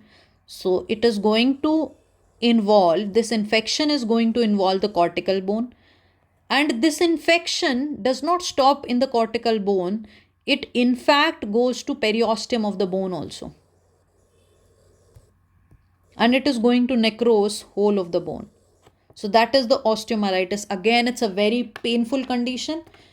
This is not again related to the MCQ viewpoint, but the most common bone infection in the dogs, in fact, is osteomyelitis.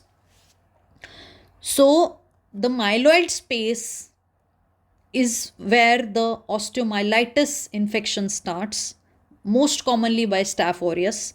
Then there is involvement of cancellous or spongy bone, and through the Volkmann canal or the Haversian system, the spread it into cortical plate. It does not stop in the cortical plate. It in fact involves the periosteum of the bone. Hence, whole of the bone has reduced blood supply, and therefore necrosis of the bone happens. Now we have, if this infection is very mild, then it sequenced or proceeds into a primary chronic infection. If the infection, see, acute suppurative we are talking about. Suppurative word means the pus. Acute means this infection is very recent. So if there is pus involvement, then this is, or fistula involvement, we see acute suppurative. This is recently osteomyelitis case. That means acute pus is there, acute suppurative infection. If this infection is mild, then it proceeds into primary chronic. If this infection is severe, then after 2 weeks, it develops into subacute suppurative infection. And if this infection is severe, then after 1 month, it proceeds into secondary chronic. So if the osteomyelitis, acute suppurative, that means osteomyelitis contains pus. If this is acute pus containing in osteomyelitis, that is acute suppurative osteomyelitis. If the mild version of this acute suppurative osteomyelitis is there, it proceeds into primary chronic. If it is severe, then after 2 weeks, it proceeds into subacute suppurative, and after a month proceeds into the secondary chronic suppurative. If you see the patient with the osteomyelitis, if this osteomyelitis is chronic, it is going to be quite visible in case of a radiograph. And if you see the radiograph of these particular patient individual, you will see, say suppose that's a jaw. Again, osteomyelitis is also covered in the MCQs in oral radiology series. So we have already covered. In the jaw, what you will find is, there is going to be a dead bone. Say suppose here in the center, you will find this dead bone. The dead bone in case of this osteomyelitis appears very white. So that's a radio opaque. And around this radio opaque bone, you will find new bone which is forming. That is going to be radiolucent. So surrounding this dead bone, which is white in color in a radiograph, that is radiopaque, that is squastrum. And around this squastrum, the new bone which is forming, surrounding to this squastrum is involucrin. So if you see the X-ray of individual, you will find the dense radiopaque bone as well as surrounding radiolucent bone. This surrounding radiolucent bone is involucrin, and the dense dead bone radiopaque is squastrum. So squastrum and involucrin are the radiographic finding for chronic osteomyelitis. Again, very important point.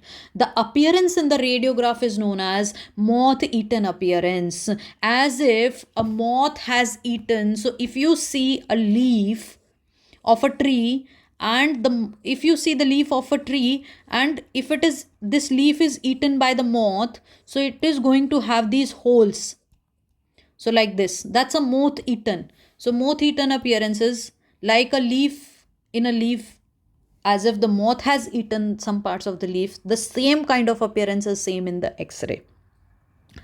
In the CT scan, there is cortical erosion of the bone, and that's the reason cortical part is the one which is most frequently involved. That can be again asked as a question. Now, if this chronic osteomyelitis, chronic suppurative osteomyelitis proceeds with infection in the periosteum.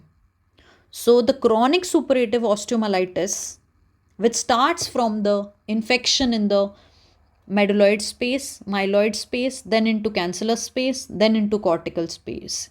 If it is invading or proceeding to the periosteum of the bone, surrounding the bone, now what happens? There can be deposition. Because of this inflammation, there can be deposition, or we can say sclerosing periostitis, inflammation to the periosteum. This situation in which there is chronic inflammation chronic suppurative osteomyelitis along with the sclerosing periostitis is known as a Gary's osteomyelitis. And if you see x-ray of these individuals, you will find like this. So that's an onion peel appearance, as if the bone, new bone formation, or you can say inflammation, appears like layers of onion. So that is onion peel appearance seen in the X-ray of radiographic finding of Gary's osteomyelitis. This radiograph also we have covered in the oral radiology multiple choice question series or the practice question series. You will find all of these radiographic appearances. Please do visit that series as well in order to understand all of these radiographs better. So this osteomyelitis patient will have lot of pain. So these patient will come to you regarding the pain, and you have to treat these patients immediately. First thing you do is administer penicillin IV. So you are going to administer 2 million unit 4 hourly, and then along with that you administer metro 500 mg 6 hourly. So for 2 to 3 days, you administer the penicillin G as well as the metronidazole. And after 2 to 3 days, the patient can take the oral suspension. So we give oral both 500 mg. So initially for 2 to 3 days, penicillin G 2 million unit 4 hourly and metronidazole 500 mg 6 hourly. And after that, both are given 500 mg orally. For the surgery of the osteomyelitis, if it is a fistula, we only going to incise and drain. If that's a small sequestrum, we do it sequestrectomy. If there is limited extension, we do the saucerization. If the extension is very large, then we remove the cortical bone, that is decortication. Coming to temporomandibular joint anatomy and disorders, first we have the difference between deviation and deflection. As the deviation contains V, so remember it returns back to normal like a V. So we have like this, mandible was like this. When the patient opens, the mandible deviates and come back to the normal. So a V is formed. So remember, like deviation, mandible come back to normal, like deviation has got a V, you can remember it. So the mandible returns back to normal position, while on the other hand in the deflection, when the patient opens the mouth, the mandible deflected to the side and it remained in that position when the patient opens the mouth. So we have two kind of ligaments. Again, this we have covered in the anatomy series, the anatomy of the temporomandibular joint, and we have covered in a 3D animation. So you can also check out in order to understand more about it. So ligaments, we have two kinds, functional ligament or accessory ligament. The functional ligaments again are of three kinds. We have capsular ligament, collateral ligament, and lateral ligament or the temporomandibular joint ligament. Accessory ligament, we have stylomandibular and the sphenomandibular. Sphenomandibular ligament is the one which is attached from the sphenoid bone to the mandible, originating from the sphenoid to the inserting into mandible, and stylomandibular is originating from the styloid process and inserting into the mandible. And remember one thing, whenever you are talking about anything in the anatomy, say suppose a sphenoid bone, say suppose a sphenomandibular ligament or anything.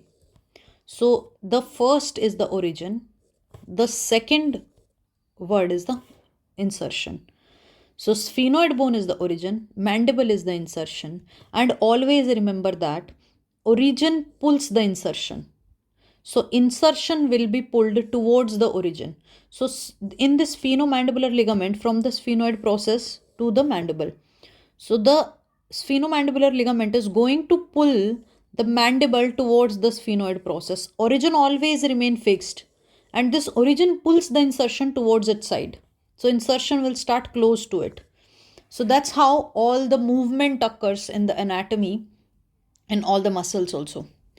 So then the arterial supply of the temporomandibular joint, which is again asked as a question. So remember it from the word MADS.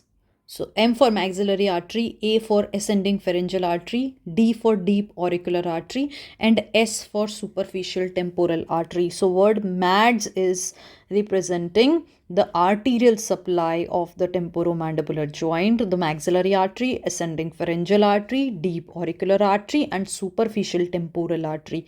All the area which are located near to the ear. The nerve supply of the temporomandibular joint can be remember MA from the word MADS. So M and A, two initial words from the MAD, that is mesenteric nerve and auriculotemporal nerve, and both of these nerves are the branches of the mandibular division of the trigeminal nerve. Now talking about the classification of the temporomandibular joint disorders. So first of all, we have the disorders which are non-articular. See, word articular means they are articulating. That means the temporomandibular joint, we know, articulates between the glenoid fossa of the maxilla and the condylar process of the mandible. So glenoid fossa of the maxillary bone and the condylar process of the mandibular bone. So if there is defect, or in between we have the, here we have the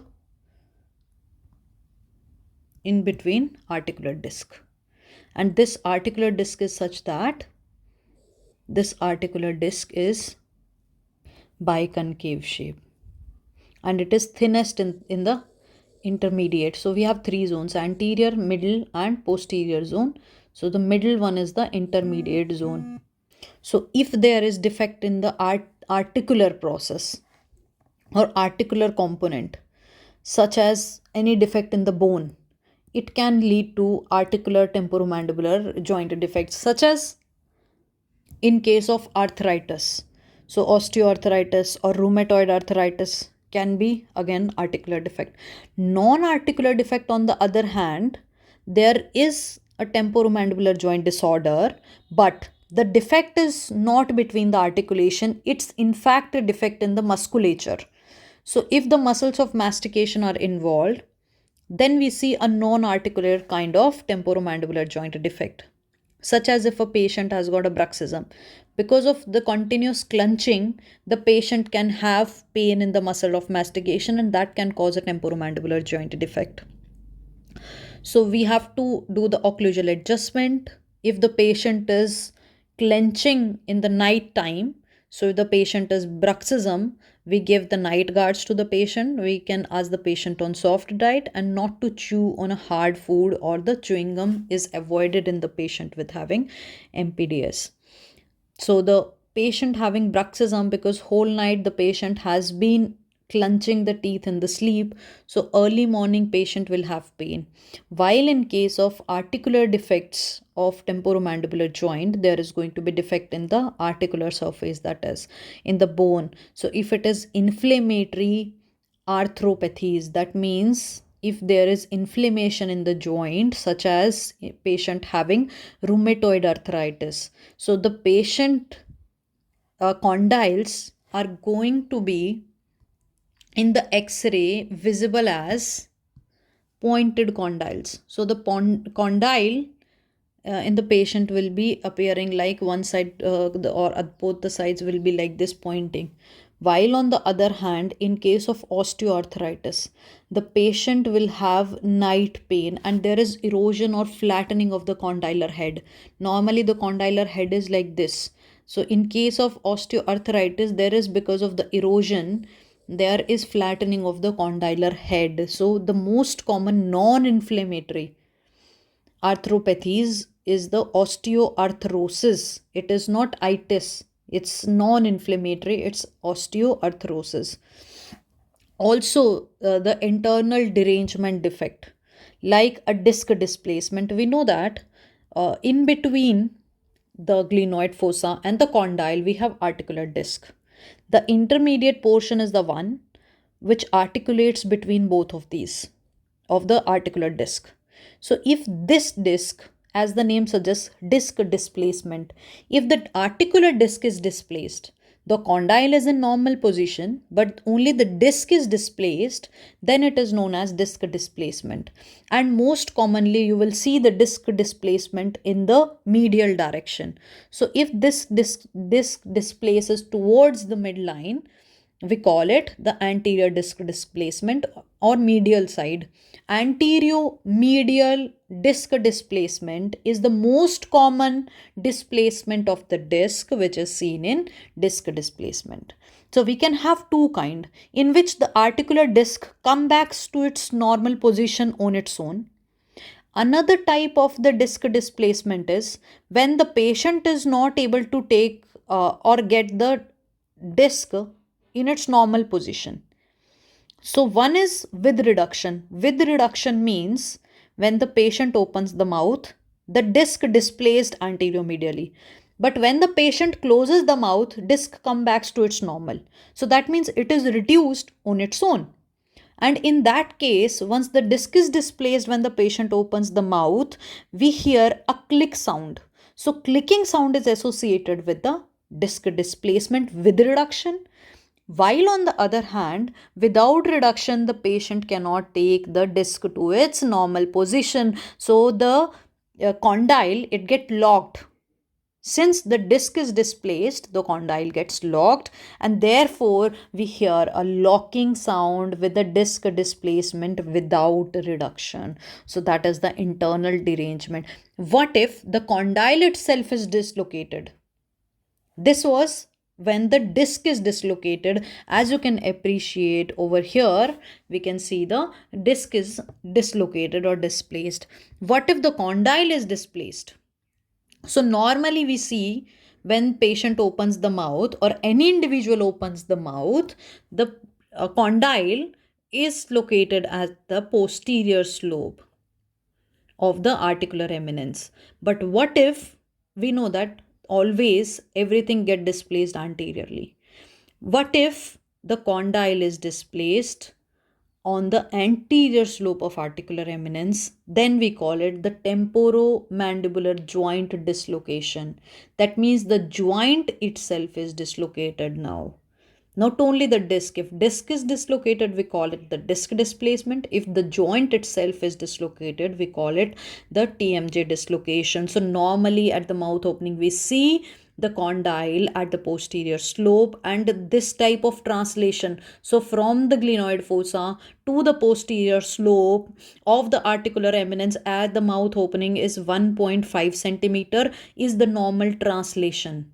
So that is translation, and we see a rotatory movement up to 20, or we can say 25 millimeter of the mouth opening. So when the patient opens the mouth up to 20 to 25 millimeter, there is only rotation of the condyle in the glenoid fossa. But what if the patient opens the mouth wide? Then this condyle, it gets translated towards this posterior slope, or I can say it is translated up to 1.5 centimeter normally. But in case of this TMJ dislocation, the condyle is translated beyond the articular eminence, and it is going to come against the anterior slope of the articular eminence. So the condyle or the TMJ is dislocated pre-glenoid fossa. In the pre-glenoid fossa, it comes anterior to the glenoid fossa, anterior slope of the articular eminence. And since the condyle, neck of the condyle has come so anteriorly, so there is a muscle spasm which is seen, located in relation to the lateral pterygoid. Lateral pterygoid muscle is or we can say the lateral pterygoid has got insertion at the condyle neck, and if the condyle of the condyle neck is stretched, then the patient can have a spasm in the lateral pterygoid muscle, since the lateral pterygoid is associated with the condylar neck. So this TMJ dislocation, wherein the TMJ is going to dislocate, the condyle is dislocated, is also known as subluxation. The subluxation, if it is on one side, we call it unilateral. Only if one side of the condyle is contacting the anterior slope, then we call it unilateral. Since it is coming only on the one side, so if the condyle is coming here, So both of these condyle are going to be, if the patient opens mouth, the movement is like this. What if there is excessive medial movement on one side? That means when the patient opens the mouth, the condyle is going to deviate towards this side. That means the affected, say if the affected side is the right side, what if then the mandible is going to deviate to the left side? So the chin deviates or the mandible deviates to the opposite side in case of a TMJ dislocation or subluxation. If there is a unilateral subluxation or TMJ dislocation, if the both the condyles are dislocated, then the chin is going to protrude more anteriorly. So then we see the protruding chin. So coming to the TMJ dislocation, wherein the condyle is dislocated more anteriorly, acute means it has occurred first time.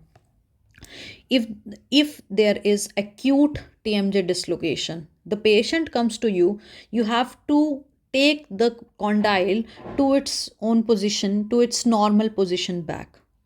And that process of reduction of the mandible to its, or reduction of the condyle to its normal position, we do via Hypocrite method. So how we do it? Say suppose that is the normal, this is the normal condyle position. But what if the condyle is sloping in the preglenoid fossa? So we have to take the condyle back. So first movement we do is downward. So that because there is articular eminence, right? There is a slope of articular eminence. We have to take this condyle first down, then we have to take it back, and then we have to make it superiorly to take back to its normal position, which is the posterior slope of the articular eminence, right? This is where we want to take up this condyle via a reduction which is done with the hand. So manual reduction, this particular reduction is known as the Hypocrite method. So they ask you the sequence of the mandible reduction. How we reduce the mandible is done via the Hypocrite method. First movement is the downward or the inferior mandible to disengage from the articular eminence. Then we take it posteriorly and then we take superiorly. There is nothing to remember it. You have to just visualize it in your mind. The first thing we do is we have to reduce it manually. We do not want this to happen again. So we ask the patient to stabilize it. We stabilize this mandible via a chin strap or facelift bandage. And then we immobilize the mandible for quite some time. Then we functionally restrict the mandible. We ask the patient to have only soft tissue diet and muscle relaxant for the pain or the spasm of the lateral pterygoid muscle. Then the chronic one. What if this TMJ dislocation is occurring again and again? Then that is a reoccurrence. We call it chronic. If first thing we do is treat the TMJ dislocation chronic non-surgically, that is we are doing manually. Once we reduce it manually, this method is known as Hypocrite. Downward, posterior, and then upward or superior. That is the movement we do. If it is not working, then we have to go for the surgical management. So we will be talking about the surgical protocols for the TMJ dislocation. So the surgical management is such as Daughtry procedure. In the Daughtry procedure, we are going to displace the zygomatic arch inferiorly. So if we break the zygomatic arch, say suppose here is the articular eminence, then we have the zygomatic arch. If we break the zygomatic arch and block this part and break the zygomatic arch and we block this part, then the condyle cannot come to this position where it was getting dislocated or subluxated. So this procedure is known as a Daughtry procedure. That is again frequently asked question. Also, we can use anchoring suture or Mitex suture. Eminectomy is articular eminence. We flat it. So what if we flatten this articular eminence? We flatten this articular eminence. High condylectomy, again, we are going to reduce the condyle. Then myotomy, that is removal of the muscles, lateral pterygoid temporalis. Dissectomy, remove the disc. Capsule plication, capsule tightening, arthroscopy to induce the contracture. orthognathic surgery. Then injections also we can give two kinds. One injection in the joint, that is intra-joint injection, that is going to cause the fibrosis or adhesion. Such kind of injections can be a sclerosing agent, that is steroid, or sodium tetradecyl sulfate, or cyclophosphamide, or we can give 10% dextrose as the prolotherapy. This is injection given in the joint, or you can give injections intramuscularly in the lateral pterygoid muscle, since there is spasm of the lateral pterygoid muscle in the TMJ dislocation or subluxation. We give botulinum toxin, or you can do the high condylectomy, which we have already talked about. So these are the surgical procedures. Remember Daughtry procedure, wherein we displace the zygomatic arch inferiorly. So talking about subluxation, as I told you, TMJ dislocation or the subluxation. Subluxation is the recurrent TMJ dislocation. So it's chronic, but the patient can reduce the TMJ dislocation on its own. So that is self-reducing chronic recurrent TMJ dislocation. Subluxation is self-reducing chronic recurrent. And this type of subluxation is seen with the hypermobility of the joint.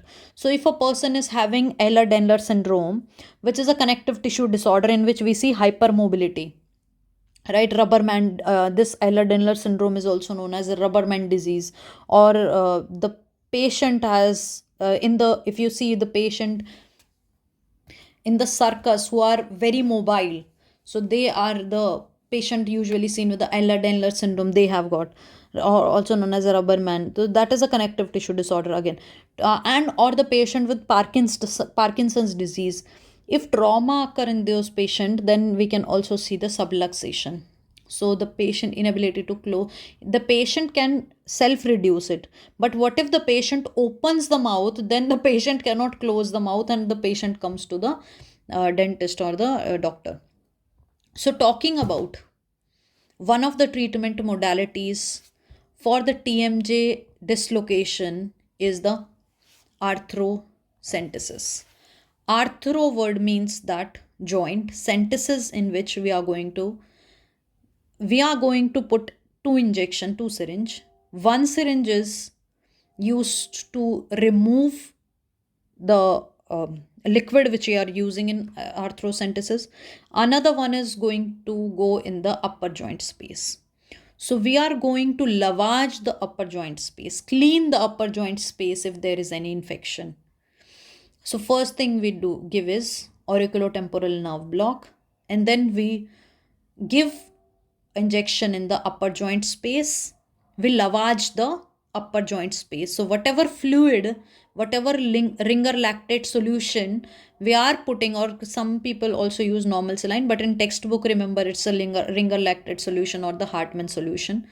We lavage the joint space, upper joint space. Whatever fluid we are inserting from the other syringe, this fluid is coming out. And then we administer steroid or anesthetic agent. So that is the arthrocentesis. Now talking about another TMJ disease, which is the temporomandibular joint ankylosis. The term ankylosis means fusion of two bones.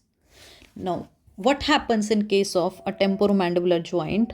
The glenoid fossa is one bone, another one bone is the condyle. In between we have articular disc, right? So in between we have the articular disc.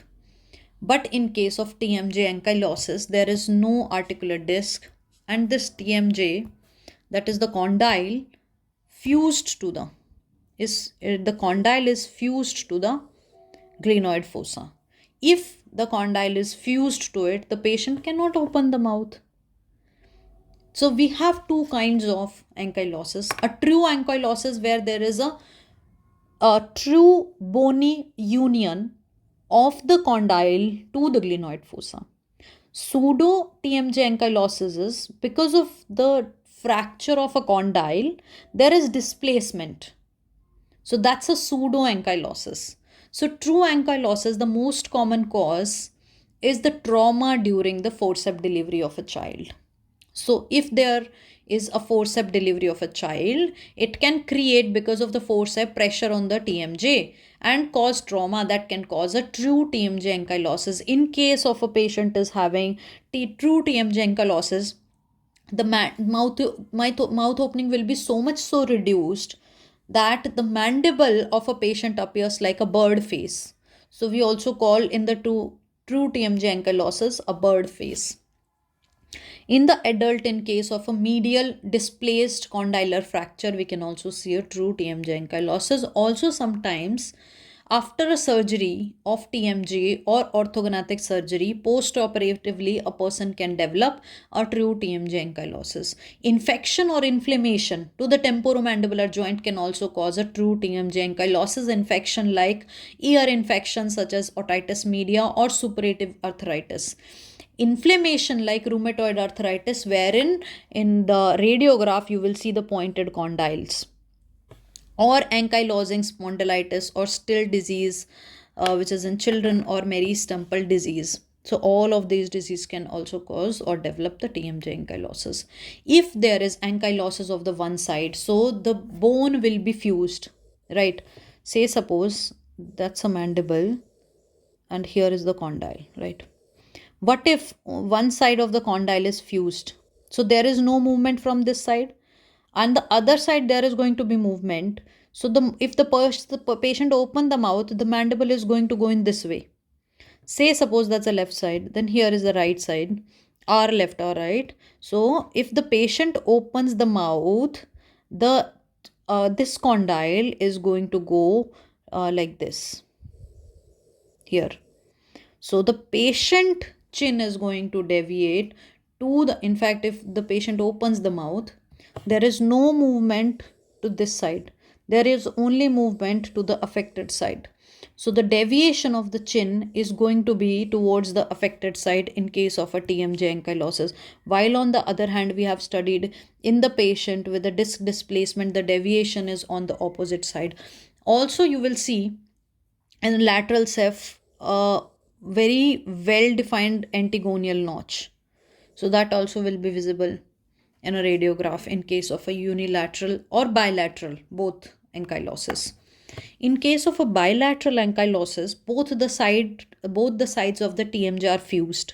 There is a bony union. So the patient won't be able to open the mouth. Also, the jaw will be smaller. So the patient will have a bird face appearance because of the micrognathia. Also, most of the situations, if you see micrognathia such as a Perry-Robin syndrome, so like that also contains micrognathia or retruded chin. The patient appears to have a bird-like face. So the bird face is usually, you will see, associated with either the retruded mandible or a micrognathia. So because of that, the patient is having a bird face appearance, also anterior open bite, and both the sides antigonial notch is prominent. In the patient having a TMJ ankylosis, what we do is we remove the condyle and put some space so that the patient can open the mouth and eat food. That's our main concern, that the patient should open the mouth to have food, right? Or the patient can speak. So we are creating a gap between the maxilla and the mandible. How we are doing it? Via a gap arthroplasty, which is creating a space of 10 to 15 millimeter between both of these. Now, how we do it? Via a Caban's protocol. That's a protocol for TMJ ankylosis. Again, remember that Daughtry procedure is one which is done for the TMJ dislocation. And for TMJ ankylosis, we are talking about a Caban's protocol. In the Caban's protocol, you are creating the gap on the both sides, as well as in the Caban's protocol, we study that we are also creating articulate disc. So we not only remove the condyle of the one side, we remove the coronoid process and the condyle of both the sides, and we are going to recreate the condyle as well as the articulate disc in Caban's protocol. First of all, we do is we aggressively resect. So the first thing which we do is we give a preauricular or hemicoronal incision, and we do the gap arthroplasty. So we remove the condyle of the side which is affected. Say suppose there was a bony union here. We are going to remove this condyle, creating a gap of 10 to 15 millimeters. Then ipsilateral coronoidectomy and myotomy. So we are going to remove the muscle attachment over here of the side which is affected, as well as the coronoid process also we remove it. So we remove the muscles as well as the coronoid process of that side like this. Then we remove coronoid process, condyle and the muscles on the other side, which is the contralateral side. Then we are going to recreate the anatomy of the TMJ. How we are going to do is, if there is a original articular disc, then we use this articular disc. Say suppose there was an articular disc on the other side, which we have already, we preserve it and then we use it as it is. If we don't have articular disc, then we use the temporal fascia and the muscle as the articular disc. If there is an articular disc in between, then we are preventing the bony union, right? So we are then the thing which we are doing is we are reconstructing the condyle. How we are reconstructing is we take a rib graft, costochondral rib graft. The purpose why we are taking this rib either 5th to 7th is because in the rib we have both bone and the cartilage. So we take 10 to 5 centimeters of the bone. Along with that we have 4 to 5 centimeter of the bone. And along with that we have 4 to 5 millimeters of the cartilage. So this is how we are constructing. We are first taking this graft and then we are fixing this. Then we are fixing this graft, the costochondral graft. So we are fixing it via the plates or screws. And then we are immobilizing it for 10 days. So that's only for 10 days. Unlike fracture, wherein we immobilize for a long time, here we want the person to open and close the mouth. That is the reason we are only doing this fixation for only 10 days. Then we early mobilize and then we ask the patient to go for a physiotherapy, aggressive physiotherapy. That is about the Caban's protocol. So in the Caban's protocol, not only we are creating a gap on the affected side, we are creating a gap on the contralateral side, which is the other side, non-affected side also. We are not only removing the coronoid process, but also not only removing the condylar, but also the coronoid as well as muscle. Along with that, we are recreating the condyle anatomy via creating an articular disc. Also, we are recreating the condyle, taking a costochondral graft, fixing the costochondral graft, and then we are fixing it, immobilizing for 10 days, then early mobilization and aggressive physiotherapy. Now, there are two steps, two surgical sites. One is the site for the TMJ. Another site is we are creating while taking this costochondral graft. So there are going to be two incisions, one on the condyle on the TMJ, another one for the ribs, which we are taking as a graft material. So the modified Caban's protocol is, instead of taking this condylar graft, we are using distraction osteogenesis. Distraction osteogenesis is, we are creating this new bone. Say suppose that's a bone earlier, which is only this much size. So what we do, we break this bone, we do the osteotomy procedure, and then we divide these segments. We start creating gap between these segments, and what we see is a new bone is formed around these segments. So that is distraction osteogenesis. So instead of taking a graft from the ribs, we are distracting the bone and recreating the condyle via the distraction osteogenesis. So ramal or condylar reconstruction via the distraction osteogenesis is the modified Caban's protocol. Talking about the distraction osteogenesis, we have 5 steps to distraction osteogenesis. First thing is, we are creating a defect in the bone. That is osteotomy. And we have to be very careful that we are not necrosizing the bone. If we increase the if you are doing it via a burr, right? If we are overheating the bone can get necrosed. So we have to be very careful that we should not exceed the temperature to 47 degrees Celsius if we are doing for 1 minute. If you are exceeding, we should not exceed, 40 degrees Celsius for 7 minutes. So if we do more than that, we are going to destroy the bone, that is necrotizing the bone. So the critical temperature of bone is 47 degrees Celsius. That the first step is creating a gap or a defect, or I can say fracturing the bone, doing the osteotomy. Then we leave it for some time. For adult, for 1 week, around 1 week. For child, 8-month child, for 1 to 2 days. So a round figure is 0 to 10 days. We are going to leave this bone which we have broken or we have prepared a cut. So we leave it as it is. That period is known as a latency period or a healing period. So we let the bone heal. Then we start distracting it. So we are going to put this distraction device, which is going to distract the two pieces or separate via traction.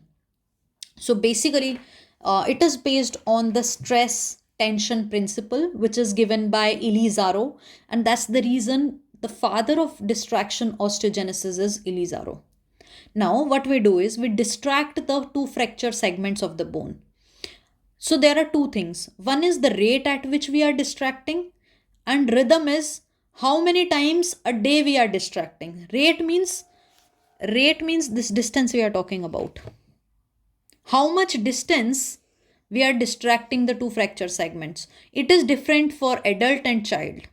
So for child, it is more because there is more bone growth in a child. So we can distract it from 0.5 to 2 millimeters up to 2 millimeters.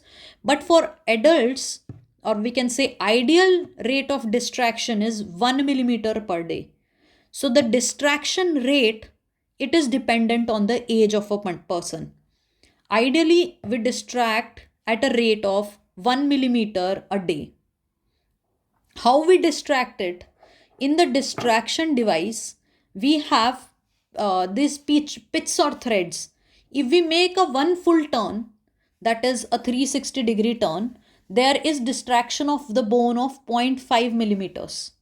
So we have to do this either 2 times a day, or we have to do it and half turns for 4 times a day. So half turn is going to distract 0.25 millimeters.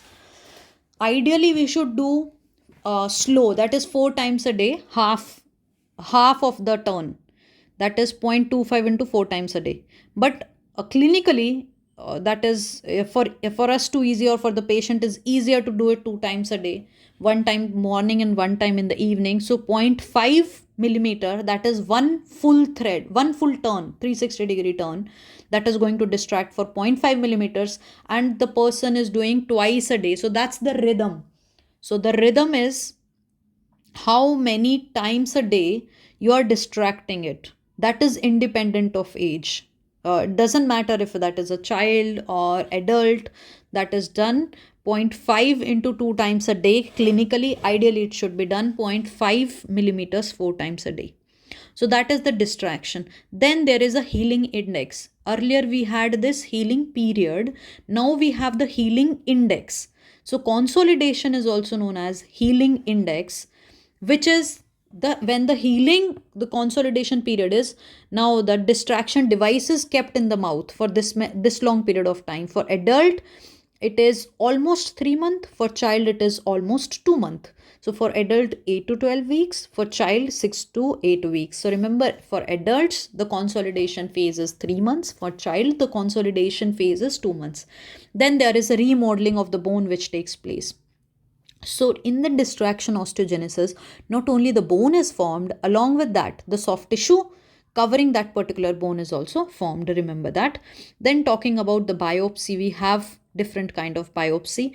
If a patient comes to you for a long-standing ulcer, say, or any long-standing lesion, then you are going to wait for 2 weeks of time to heal. So the 2 weeks is the time. After that, you are going to do the biopsy. Say suppose if the patient has come to you and telling that from 1 month the ulcer is there, you do not know the patient is lying or not, how long the period is. So we wait for 2 weeks of time, 14 days, and then we do the biopsy. So there can be a question like how long you wait to do a biopsy, that is 2 weeks or 14 days. The punch biopsy is done for mass screening. Exfoliative, see, punch biopsy, you are going to make a punch or a hole.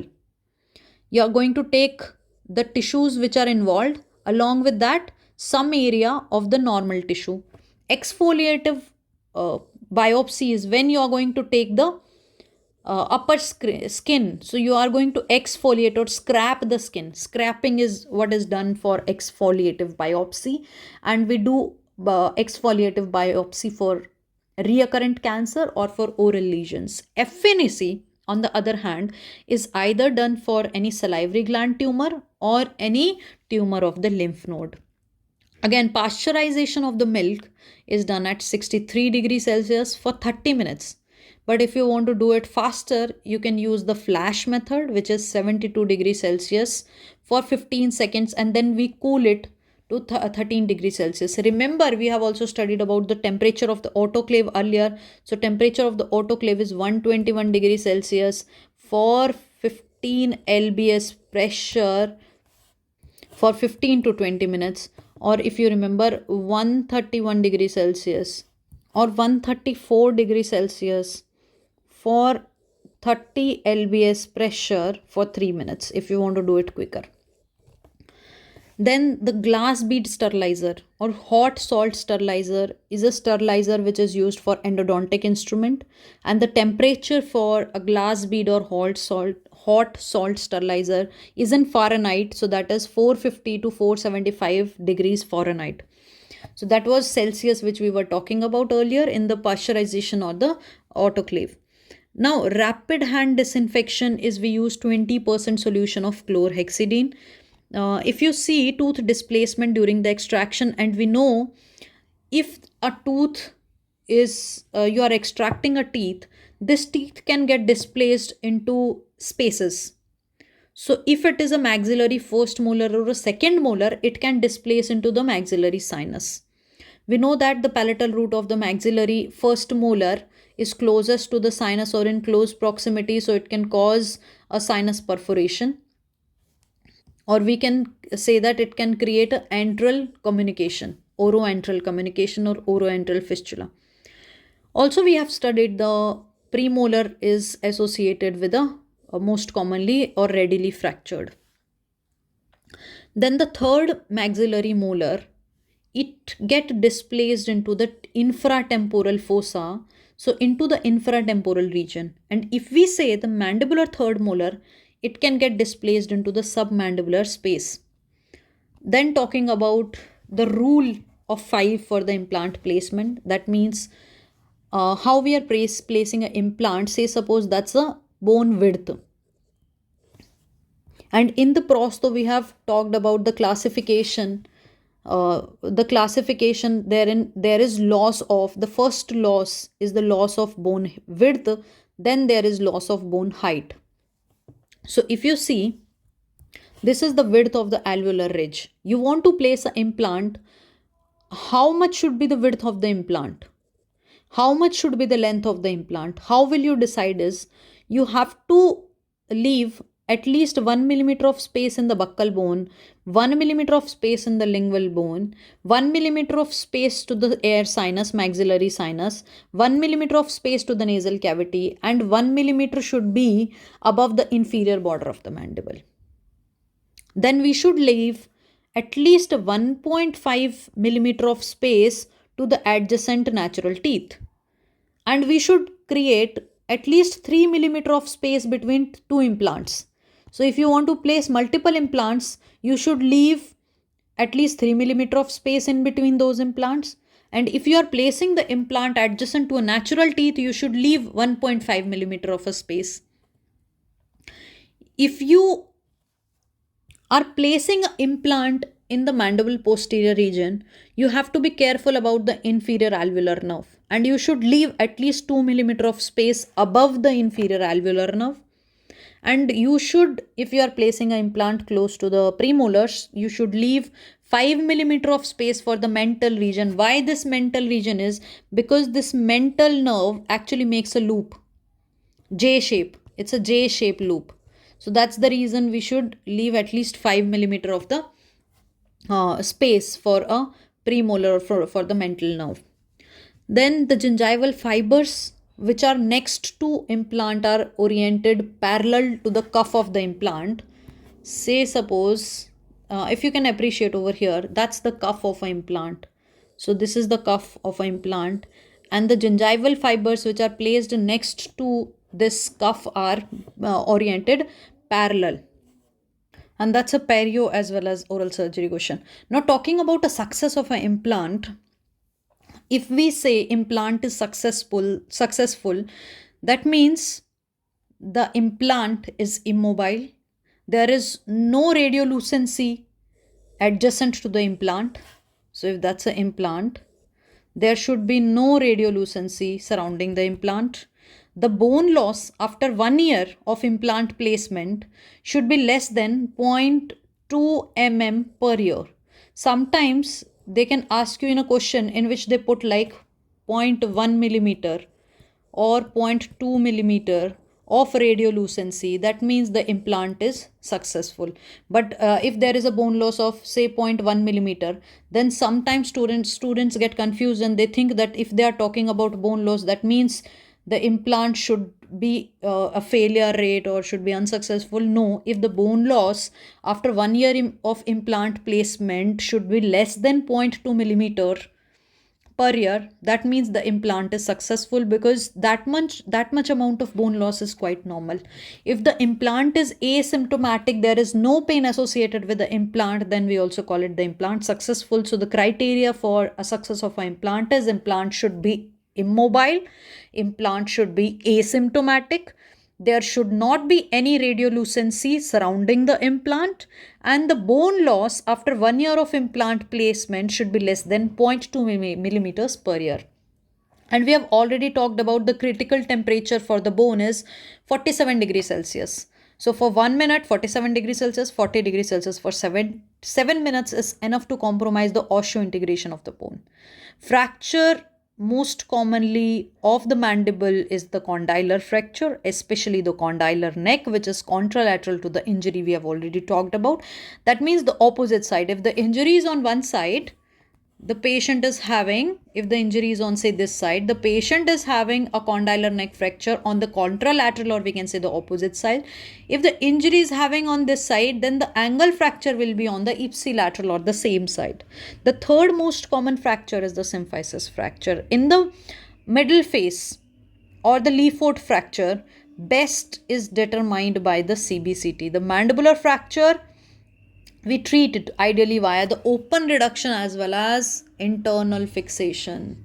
So open reduction, that means we are surgically expose the area fractured segment and we are going to fix it via plates or screws, and then we do the internal fixation. So that is open reduction and internal fixation. The mandibular fracture is ideally treated.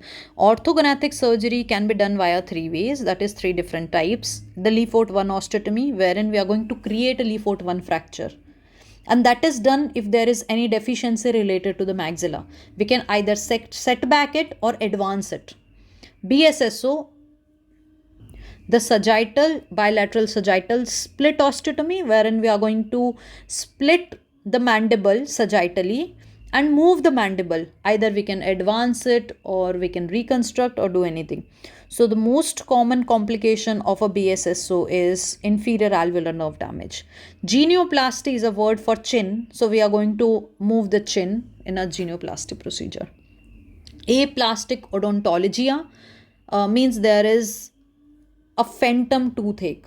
So phantom word means a phantom ache is if any part of the limb is cut off, but still the individual have the pain sensation to the removed part. So that is a phantom pain. So because of the exposed nerve endings.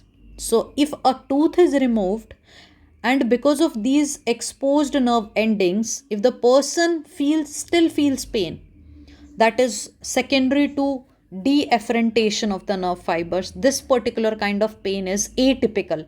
That is atypical toothache, and that is why it is known as atypical odontologia. Biopsy is done after 2 weeks. We never give local anesthesia to a biopsy area because of the infiltration of the local anesthetic agent in that particular area. So we always give nerve block anesthesia. We are going to block the nerve and then we take the biopsy section. Either you want to do punch biopsy or any biopsy, and then immediately we store it in 10% formalin. And you remember, a fixative we use is the Carnoy solution. Then talking about the different type of biopsy, a cytology or a brush biopsy, wherein we are going to take sample from a brush that is most commonly associated with a biopsy of candidiasis or any red or white lesions we can take. A fine needle aspiration is done using 18 gauze needle. So fine needle means we are placing a fine needle and take the fluid. So if the lesion is radiolucent, so a radiolucent bony lesion such as any cyst or benign or malignant tumor, that case we do fine needle aspiration. We have two kind of incisions. One is excision, another one is incisional biopsy. Incisional mean we are giving incision and take only small part. Excision is when we are taking whole of the mass. We are excising excising means we are taking whole of the chunk. So if a particular lesion is very small, smaller than 1 centimeter, we take out entire lesion along with some margins, and then we take in a microscope and we look for the we basically look for the microscopic finding to that particular lesion. So that is excisional. Excisional means if the lesion is small, less than 1 centimeter, we take out entire lesion. We take the incision in an elliptical manner along with some margins, and then we check in the microscope about the findings. Incisional is when the mass is big, we only take small amount of tissues from the lesion, and we take some of the tissues from the lesion as well as the normal margins also, in order to differentiate between the normal as well as the affected findings. So talking about syncope, syncope is when a person or a patient faints. So syncope is most commonly medical emergency in a dental clinic. And among the different type of syncope, the most common syncope related to anxiety of an adult is vasovagal syncope. And the Trendelenburg position is in a left side position. So if we see a pregnant woman coming to us in a dental clinic, we ask, if the procedure is a long procedure, we ask the pregnant lady to move to her left side in between in order to relieve a pressure on the vena cava. That's a Trendelenburg position, left lateral decubitus. And orthostatic hypotension, that is when a person immediately stand up, sometimes the patient gets giddy or a person gets giddy. That is because of the hypotension on immediately standing up. So that is orthostatic hypotension. That's the second most common cause of syncope. So the first most common cause of syncope is vasovagal syncope. The second most common is orthostatic hypotension. Now, if the person faints, there can be two reasons. If the person is having a high blood sugar, that is a hyperglycemic patient. If the patient is having a low blood sugar, like a hypoglycemic patient, we always tell a diabetic patient to have insulin or food before coming to the dental clinic. Now, how will you differentiate if a person is having a high blood glucose or if a person is having a low blood glucose? If the patient starts sweating and gets irritable, and if you see a lack of coordination in the patient and the patient start getting pale, that means the person is having a decreased blood glucose. The patient is going into hypoglycemia. In that case, you are going to ask the patient to have some biscuit or something if you look for any of the signs. If the patient is having dry mouth, weakness, headache, blurred vision, and if the patient complains of polyuria or polydipsia, that is, patient says that if you see the patient going to a washroom most often or most frequently, if there is increase in the urination or increase in the thirst, that is polyuria, polydipsia associated with the diabetes. So the most common symptom of the diabetes, polyuria, polydipsia, the patient is having increase in the thirst, increase in the urination. And if the patient is having headache or blurred vision or dry mouth, that is thirsty, then that can be related to increase in the blood glucose. That is more blood glucose, such as seen in the diabetic patient. That is, the patient is having uncontrolled diabetes. That can be a signal to an uncontrolled diabetic patient. Then, if the patient is breathing very fast and deep, that means the patient is hyperventilating. One of the most common situations wherein you do not give oxygen therapy is when the person is hyperventilating. Always remember, that is also a general surgery question. If a person is hyperventilating, that means breathing very fast and deep, we do not give oxygen therapy. So we give patient a paper bag, like if you have seen in airplanes, giving breathing in a paper bag. So breathing in the paper bag, what happens? There is recirculation of the carbon dioxide in that paper bag, and because of this reduced carbon dioxide, the patient, if breathe in a paper bag, is going to retake more of the carbon dioxide. So that's a therapy if a patient is hyperventilating, and we ask the patient to sit upright. Then talking about the fractures. If the fracture line is horizontal or if the fracture line is vertical. Again, two most frequently asked question. If the fracture line is horizontal, that means we are seeing mandible in a horizontal section. So if you are talking about a favorable fracture, favorable means, see, with reduction. If you remember, reduction word means self-reducing. Favorable means there is no displacement. So any of these terms, if you see, you should imply the particular thing. If the favorable fracture, that means the fracture segments are in its place, they are not displaced. Favorable horizontal fracture. So horizontal, we will be talking about everything going down, right? So horizontal fracture means we are taking the fracture line downward. Now, favorable and unfavorable. Favorable means if the fracture segments are not displaced, it is in our favor. Unfavorable means if the fracture segments are displaced from its location. So, favorable fracture is when the fracture line is downward and forward. All of the horizontal, the fracture line is going to be downward. Now we have to see either it is going forward or backward. So if the fracture, F for favorable, F for forward, always remember, in a horizontal favorable fracture, the fracture line is going to be downward and forward if we see the fracture line from the upper border, from the teeth towards the inferior border of the mandible. Unfavorable fracture, on the other hand, that is the displaced fracture, is going to be going downward and backward from the teeth towards the lower border of the mandible. And the reason behind why it is displaced is because of the muscles. These muscles are pulling the fracture segments. So the horizontal fracture, if we talk about the upper border to the lower border of the mandible, in the horizontal favorable fracture, the fracture line is going to be downward and forward. In the vertical, it is quite opposite. So if we are talking about outer to inner, that means from buccal plate to the lingual plate, the fracture line is going to be obliquely backward. So the fracture line is going back towards the back. So that is, in this picture, this is an unfavorable fracture.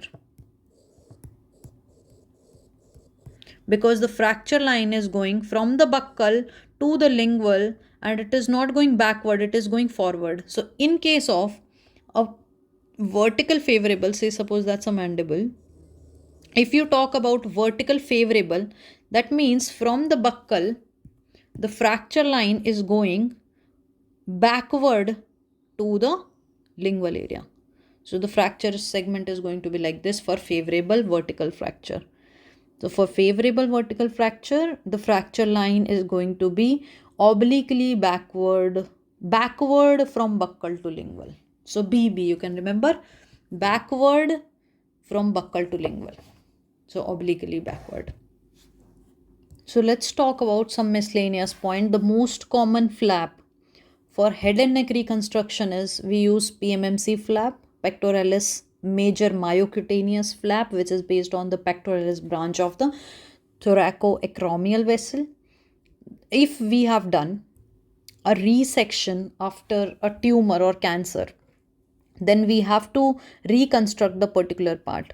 For that, we are going to take, if we want to reconstruct floor of the mouth, buccal mucosa, soft palate, or base of the tongue, we can take a flap from a radial artery, which is the radial forearm free flap.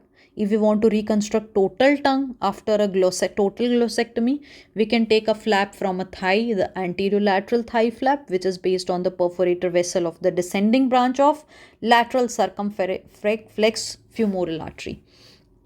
Again, for a total tongue removal, glossectomy, we can take flap from the thigh. Also, you can take flap from the abdomen. So, from the thigh, you can take the anterior lateral thigh flap, and from the abdomen, you can take the rectus abdominis flap, which is based on the deep inferior epigastric artery. As the chemotherapy we use for head and neck, cisplatin and 5-fluorouracil. For radiotherapy, we can also use external beam radiation therapy, which is given for a dose of 60 gray up to 2 weeks for 6 weeks. And the most common complication of radiotherapy is the dry mouth, which is also known as xerostomia. For a carcinoma of the lip, the most common site is the lower lip or the vermilion border of the lower lip. And according to the TNM staging, so T1 and T2 according to the TNM staging are, again, which we'll be covering in the oral path or oral medicine. T1 is when the tumor size is less than 2 cm. T2 is when it is between 2 to 4 centimeters. T3 is when it is more than 2 to 4 centimeters. And T4 is when it is invading the surrounding structures. So the TNM staging according to, if the carcinoma or the tumor size of the lip is between or up to 4 centimeter, then we can only do the surgical excision. We can only do the surgery along with the primary closure. So if it involves less than 1/3 of the lip, we can either do a V-shape incision or a W-shape incision and incise the tumor mass and close the segments, that is primary closure, with a suture. If the carcinoma of the lip involves more than 1/3 of the lip surface area, then we are going to excise the tumor as well as we have to reconstruct the lip also. So in that case, because most frequently involved lip for carcinoma is the lower lip, so we take some part of the upper lip and then we place it on the lower lip. This kind of flap, which is taken from the superior labial artery from the upper lip, is Abbe Eastlander flap. That is used for lip reconstruction. So in case if the tumor mass is up to 4 centimeters, we take, up to 4 centimeters, that is T1 and T2, we do the surgery. If it is T3 or T4, then we do the surgery as well as radiotherapy, 60 grays up to 6 weeks. Talking about the mandible reconstruction, if the patient is a dentulous patient having teeth, then we take the iliac graft to reconstruct a mandible, that is from the deep circumflex iliac artery, or also the most common is the iliac graft. Also, you can take a graft from fibula or scapula. If the patient is not having any teeth edentulous, we can take the fibula graft most commonly. Also, we can take a graft from scapula. If you want to do a surgery that involves the floor of the orbit or involves the maxilla bone, so in that case, we take the incision which is known as Weber-Ferguson incision. So you can also appreciate in the diagram over here, this is the incision line. So if you want to involve the floor of the mouth or one side of the zygoma or the maxilla, in that case, we take the Weber-Ferguson incision, which involves the hemimaxilla, infraorbital or floor of the orbit. One of the important topic is commander's operation. In the commander's operation, if there is carcinoma in the floor of the mouth, then what are the structures to be removed in a surgery? You have to remove the total tongue, total glossectomy, and we have already studied that how are we going to reconstruct this tongue. We are going to reconstruct the tongue via either you can take a flap from thigh, anterolateral thigh flap, or from the abdomen muscle, the rectus abdominis. Then we have to remove the total tongue, half of the mandible, floor of the mouth, and the radical neck dissection. That is involved in the commandos operation. So it's a combined mandibulectomy and neck dissection operation. Total tongue, half mandible, floor of the mouth, and radical neck dissection. That means the lymph nodes over the neck area. Talking about certain glands, the parotid gland contains serous acini. So remember, in the parotid, everything is S. The duct is Tenson's duct, and the parotid acini are the serous acini. The saliva is the serous kind of saliva. And the duct of the parotid gland opens into the second molar area, upper maxillary, second molar area. The submandibular gland, salivary gland, is serous as well as mucinous. The duct to the submandibular gland is Warthan's duct, and this duct is the most common duct which is involved with the sialolithiasis. And remember this, we have covered in the oral pathology series that because of the tortuous path of this duct, as well as because of the stasis of the blood, stasis of the saliva, and that's the reason that this duct is most commonly involved with the sialolithiasis. Now, this duct opens in the papilla lateral to the frenum area. The sublingual duct contains the mucous saliva. The acini are the mucinous acini. And the duct is the Bartholin duct as well as duct of Rivenus. These are the major salivary gland. If we talk about the minor salivary gland, they are 750 numbers. Occurs on lip, buccal mucosa, retromolar pad area as well as the hard palate. The most common tumors of the salivary gland. Again, that's very important for oral medicine pathology as well as for the general surgery and oral surgery. The most common tumor of the salivary gland is the pleomorphic adenoma, which is the first tumor which we have studied in the salivary gland chapter. The most common malignant tumor is the mucoepidermoid carcinoma. So pleomorphic adenoma is a benign tumor, guys.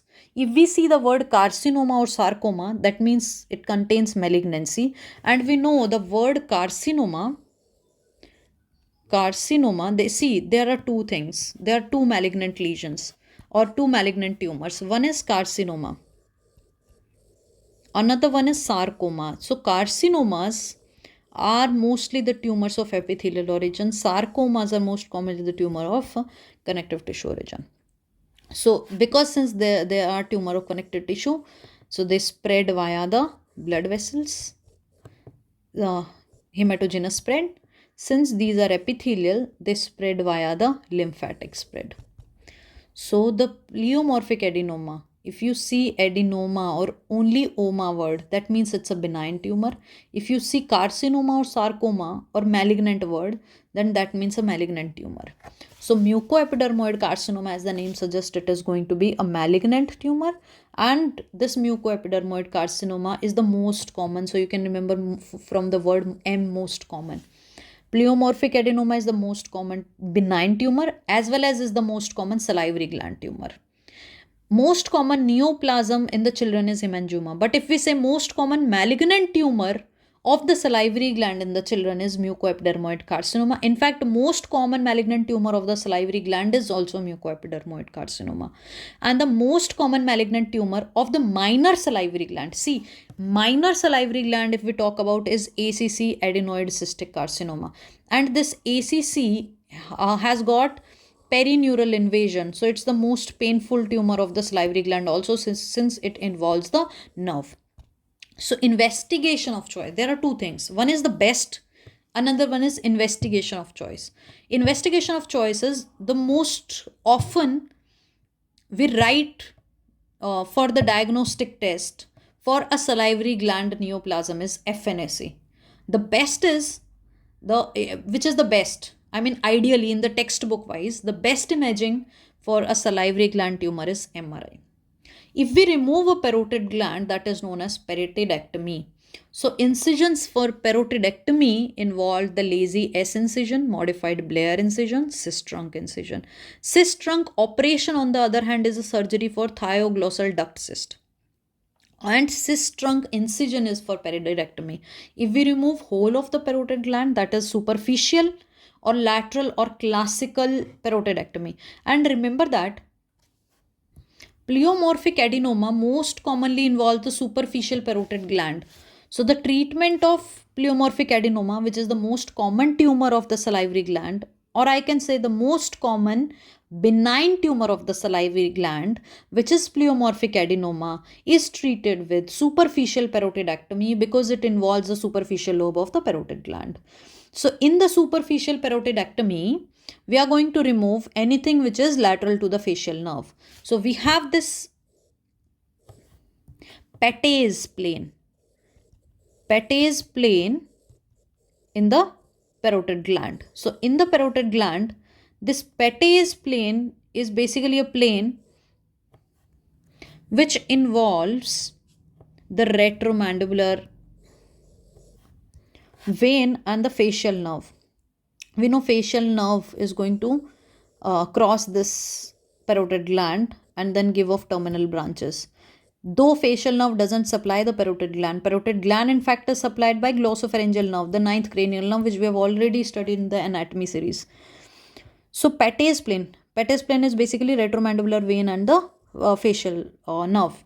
So anything which is anterior to this Patay's plane is the superficial part. Anything which is posterior to this Patay's plane is the deep part of the parotid gland. Patay's plane is taken as landmark for surgery. So if the facial nerve is removed lateral to this Patay's plane, that is this particular part, if we remove for the parotidectomy, that is known as a superficial parotidectomy. If deep to the facial nerve or the Patay's plane is involved, that is, we call it the deep lobe parotidectomy. If we are also removing the facial nerve, then we call it the total conservative parotidectomy. Why conservative? Because we have not removed the facial nerve. Except the facial nerve, we have removed all of the facial or all of the parotid gland. We have left only the facial nerve. That is why it is conservative, because we have preserved the facial nerve. Radical parotidectomy is when all of the salivary tissue, that is all of the parotid gland as well as the facial nerve, is also removed. Extended is when the parotid plus facial nerve plus some part of the adjacent structure like mandible, muscles, like that. Surgical landmark for the facial nerve, a strap which is styloid process, tragal pointer, tympanomastoid suture line, retromandibular vein, posterior belly of digaster. So basically, what are the complications of a parotidectomy? Facial nerve paralysis, Fray's syndrome.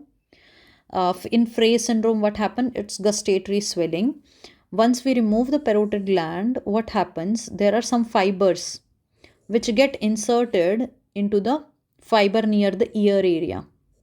So when the nerve regenerates, the temporal nerve, it regenerates into the near to the area of the ear.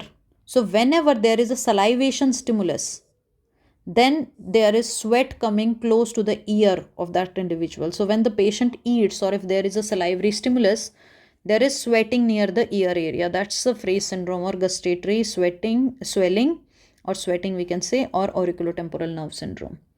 There can be a salivary fistula as a complication to removal of the parotid gland. Also sensory abnormalities like sacrifice of the greater auricular nerve.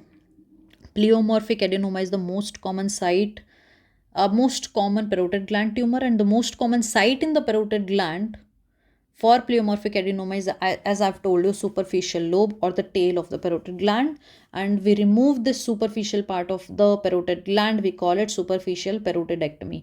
But for pleomorphic adenoma, which is involving the deep lobe, sometimes it can push the tonsils and the facial pillars towards the midline, and there can be dumbbell swelling, dumbbell tumor. So dumbbell swelling is, we have seen, associated with the zygomatic arch.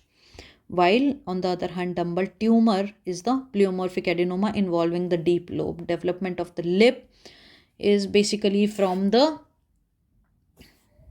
medial nasal process. So medial nasal process, which is from the center of the lip, and the sides of the lip from the maxillary process.